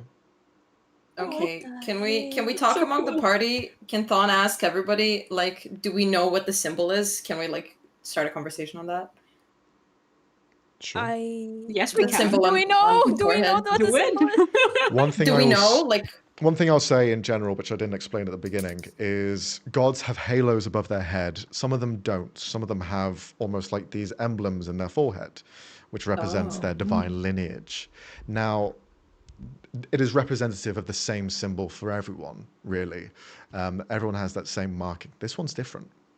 This one's a different marking. Not just the color being a dark, almost like negative space of black, but the shape and design is different altogether. and nobody recognizes it. Nope. We just Yeah. know that it's, like, different from anything we've seen. Yeah. Leonie. Uh-huh. I think this might be a past friend of ours. Potentially. I will tell you now, Kassy, no, it's not. No, okay, never mind. Sorry, I was freaking out over No, nothing. Never mind. Just before you start spiraling in theories. I was about Oh, to shit. start losing my goddamn mind. Thank you. Okay, cool. Never mind. Okay. Can we do... Oh, I have never. Can we investigate anything? Can we leave? We We can report this. We can. Yeah. um, Ava's can just let like people pushing know. Amaya forward by the leg, just like go touch it. Sure. I mean, we should like report on this, but I'm not sure we have to deal with it. Because of your curiosity, Thon, I would say that you'd pick up on something. And Amaya, even though that dread of you not wanting to know anymore because of the detachment that you have to your god, there's something for you as well that's almost kind of coming to fruition. The both of you know stories about the Shadowfell and how that is completely drawn of all color. As soon as you step in that space, it is gone. It is just black and white. If a light shines, it shows its true colors. This is beyond that. This is if the Shadowfell has been brought into this space, but something even more untapped in its potential. So it's possible that this creature is gone. This person has found their way in the Shadowfell and somehow ended up here. Possibly. Can I see Allegedly. the heartbeat Allegedly. at all? You can see the heartbeat. They're alive. Oh, it's alive. It's fleshy. Wait. I have telepathic link with people. Can I try? Do you wanna? Yes. I don't think you want should. I don't give a fuck. My patron's not here. Okay. Yeah. Is Because your powers are with your patron, your magic is gone. Ooh. All of our magic is gone. Okay. Those of you that depend on your magic being tied to your god, yes. So all of Wait. us, except for Anka. Great. Wait, Yes, Alex? I need to find the... Kalash thing, because it's similar dual mind. Mm-hmm. That could work. That is your innate Try ability. it. That's nothing to do with divinity. So Yeah. Try it. What's the worst that What's can happen? the worst You know? thing What's that the can worst happen? that can happen? You could Give it a die. Go It's inside. not I like have this thing is like a Revivify. lich Well, or as soon as you anything. So leave this space. okay. I have a thing. Not great joy to me. So, mind link. You can speak telepathically to any creature you can see, provided the creature is within a number of feet of you, blah, blah, blah, blah, blah. When you're using this trait to speak telepathically to a creature, you can use your action to give that creature the ability to speak telepathically with you for 1 hour or until you end the effect of this action. What language would you like to speak? Ooh. Okay. Oh fuck. Every. Well, put Bonjour. me in there. I'll be a Whoa. translator. I know Celestial and I know Abyssal besides Common. Okay. Try Abyssal. Yeah, that That's could, good. that could be fun. You know what? Majority roll. Let's go with Abyssal. Okay. You start the connection, begin to speak. There is, when you enter this mind link, there is a moment where you feel that ash just hitting against you, as though you are in the storm of its kind of fury. And then you are now in the eye of the storm, where it dissipates and it is quiet, and you can see a man on his knees looking up to a sky. You approach and you begin to speak. Abyssal, there's no connection. You try primordial, no connection. You try celestial, connection. Their eyes looking up to the sky, then turn down to you.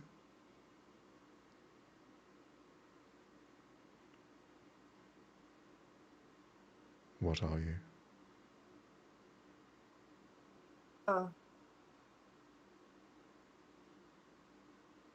A person?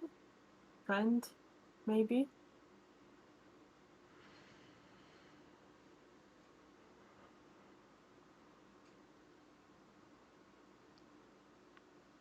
Leave me. Leave me here. You do not want to get closer.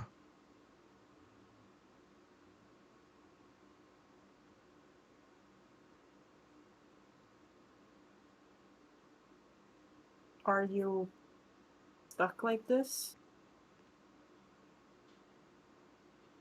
I had no choice. Everything was being taken from me. Invaders. They came, destroyed. There was only one other option. I found the well of creation.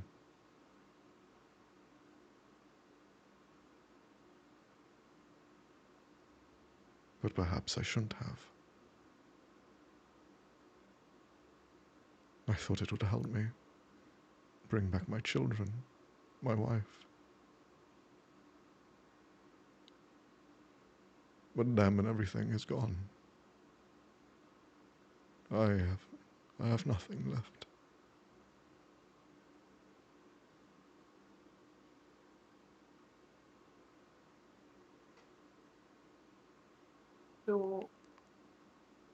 Do I not have any items with me? It is just you.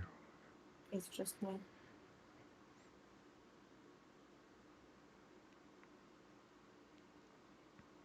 Can I assume now that I'm seeing this man? Like, I mean, we know that it's the man from the... I will say, since you don't have anything on you, it is your mind. Yeah. And you can conjure something if you want to. Mm. Is this them, your family? And kind of imagine the scroll, but almost try to make it so as when it was first painted, not the version we found now, but how it was 1,000 years ago. You watch as a tear drips down his face, one made of tar, not water. And he takes one foot up to begin to walk to you. You hear a heavy crack underneath his foot, as he rises upwards and stands as though he hasn't moved for thousands of years, and his bones are creaking underneath the pressure. He takes one step forward. Ash sheds elements of him. Another step forward, more of him decays, and he reaches out. I had forgotten. I had forgotten what they looked like.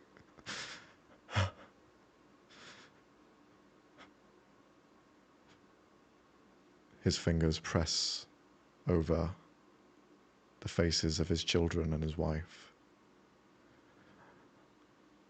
I did all of this for them, but I didn't spend time with them. I should have been there.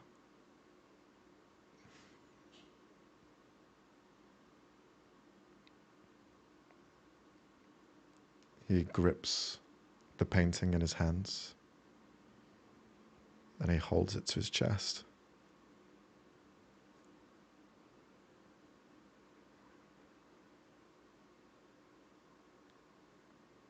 Is there anything else you wish to say to him?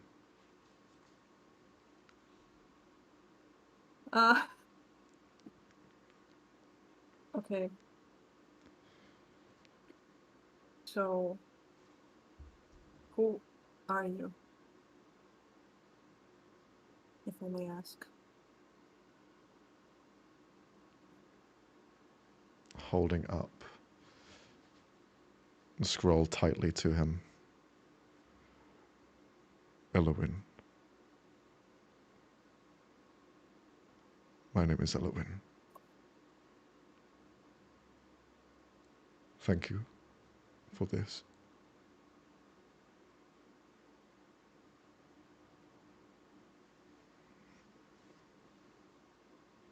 And you see he just begins to fade into ash as that connection to his mind, a brittle mind that now breaks away, now having solace, that lifeless between the eyes and the mind that didn't have anything to live for, now finds at least a bit of comfort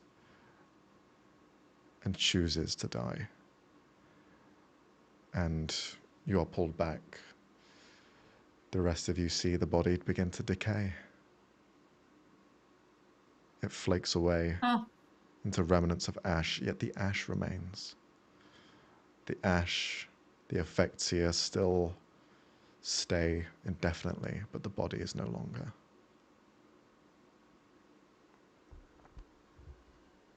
Should we bury it? Inka, what did you do? I think Ava comes back over and just whispers a little prayer to Sahanin so he can find his way back. Okay. I mean, the god can't hear us here, but Shut up! It's sentimental. I'm role playing. I'm role playing. You Fuck's sake. You take a moment to note this spot as potential to come back to at least uncover what these mysteries may be. Continue on your pilgrimage, and after a few more days, find the spot that was asked of you to uncover. The space is clear, free. The final destination is nothing glorious. It just means that you have made it. It was the journey that was the test for you, to try and see if your will could outstand the desolation of this world. And as we focus on that moment where you arrive at your final destination, you mark the place. Civilization begins to sprout out from here as people leave Elsora as a final goodbye and a first hello to Qur'Thaek as they begin to integrate themselves here. Now, we'll quickly go around the table, or should I say the screen, to see what you guys end up doing in the next sort of period of your life, but we'll say a glimpse into what happens, since we may come back to the story, who knows. So we'll start off anti-clockwise, so we'll go with Petra. Okay, I think Thawne is fascinated by the little guys still. So I think he would dedicate his time into like interacting with them as much as possible, trying to learn their clickety clackities, you know, and uncover what kind of secrets they might know, and to like learn their way of life. All right. With the clicking and clack proficiency added to your character sheet, you are able to uncover the mysteries of the other layers. There are more layers in this world that are hidden beneath. The Underdark is filled with mysteries as you put it in yourself to follow these creatures, the Cimmerax, and basically uncover some of these unfound problems that are surrounding this world, and grow quite accustomed to their tribal sort of ideals, and they grow a liking to you, especially with your curiosity into their history. Beautiful. We'll move on to Robbie next. Yeah. What the fuck, Max? What? What was that? That's It's so like weird. maybe we don't have much time. Fucking Okay, okay. the timeline, Max. The timeline. We'll figure it out later. It's always been this way, Leonie. Vasi will keep traveling with Annika, trying to find more places that would inspire them still. But sometimes they might join Thon with their trip to that same cave, so they could go to a place where Tharasdan has no influence over them for a bit, just when they feel like they want to have some solitude. Sure. Piggybacking off of that, we'll go to Enka as well. Alex, what does Enka get up to? Well, yeah, I feel like, you know, new world, new places to explore before anything. Or actually, I feel like they would stay here for a while, traveling, kind of maybe even becoming like a little bit of a cartographer, you know, charting the first maps for the mortals to follow. Sure. And then going back to, or if the merchant who gave me the sword came to this realm, wherever, to give him back the sword, the blade, and kind of share my drawings with him and the journey we went on. And yeah, just go around with Vasia, you know, where they are, that's where I am. All right. As you try and hand over the sword back, they will refuse and leave it with you, as the story of what happened with that blade is more than he can ever come up with himself. So it is now yours to keep as a token of a memory of the journey that you had, let alone you also have Vasia with you. So then we move over to Kassy and Ava. For Ava, I think she goes back to Elsora with Sahanin and just lives and breathes in her temple. And if she's set out on missions or anything like that, she'll go begrudgingly. She won't say anything, but and she just stays creepy, pretty much. But I think that's all Ava does. All right. And then we move on to Leonie and Amaya. Amaya, in the first years of mortals becoming to Qur'Thaek, leaving Elsora, she watches over those pilgrimages. She watches over those traveling, and protects the travelers. And while traveling through the same route every time, again and again and again, she tries to put as many of the unrestful spirits that she had come across on her first journey there, tries to get them to be content, if it is moving on, or if it is being destroyed, or if it means just continuing where they are. She tries to give them a happy ending. Okay. Amongst all of that, seeing as you have journeyed into the prime material plane without issue, you would see that the Raven King reincarnates and becomes the Raven Queen, at one point in their cycle, and in this new kind of phase in their life, reaches out to you to see if you would join them in the Shadowfell.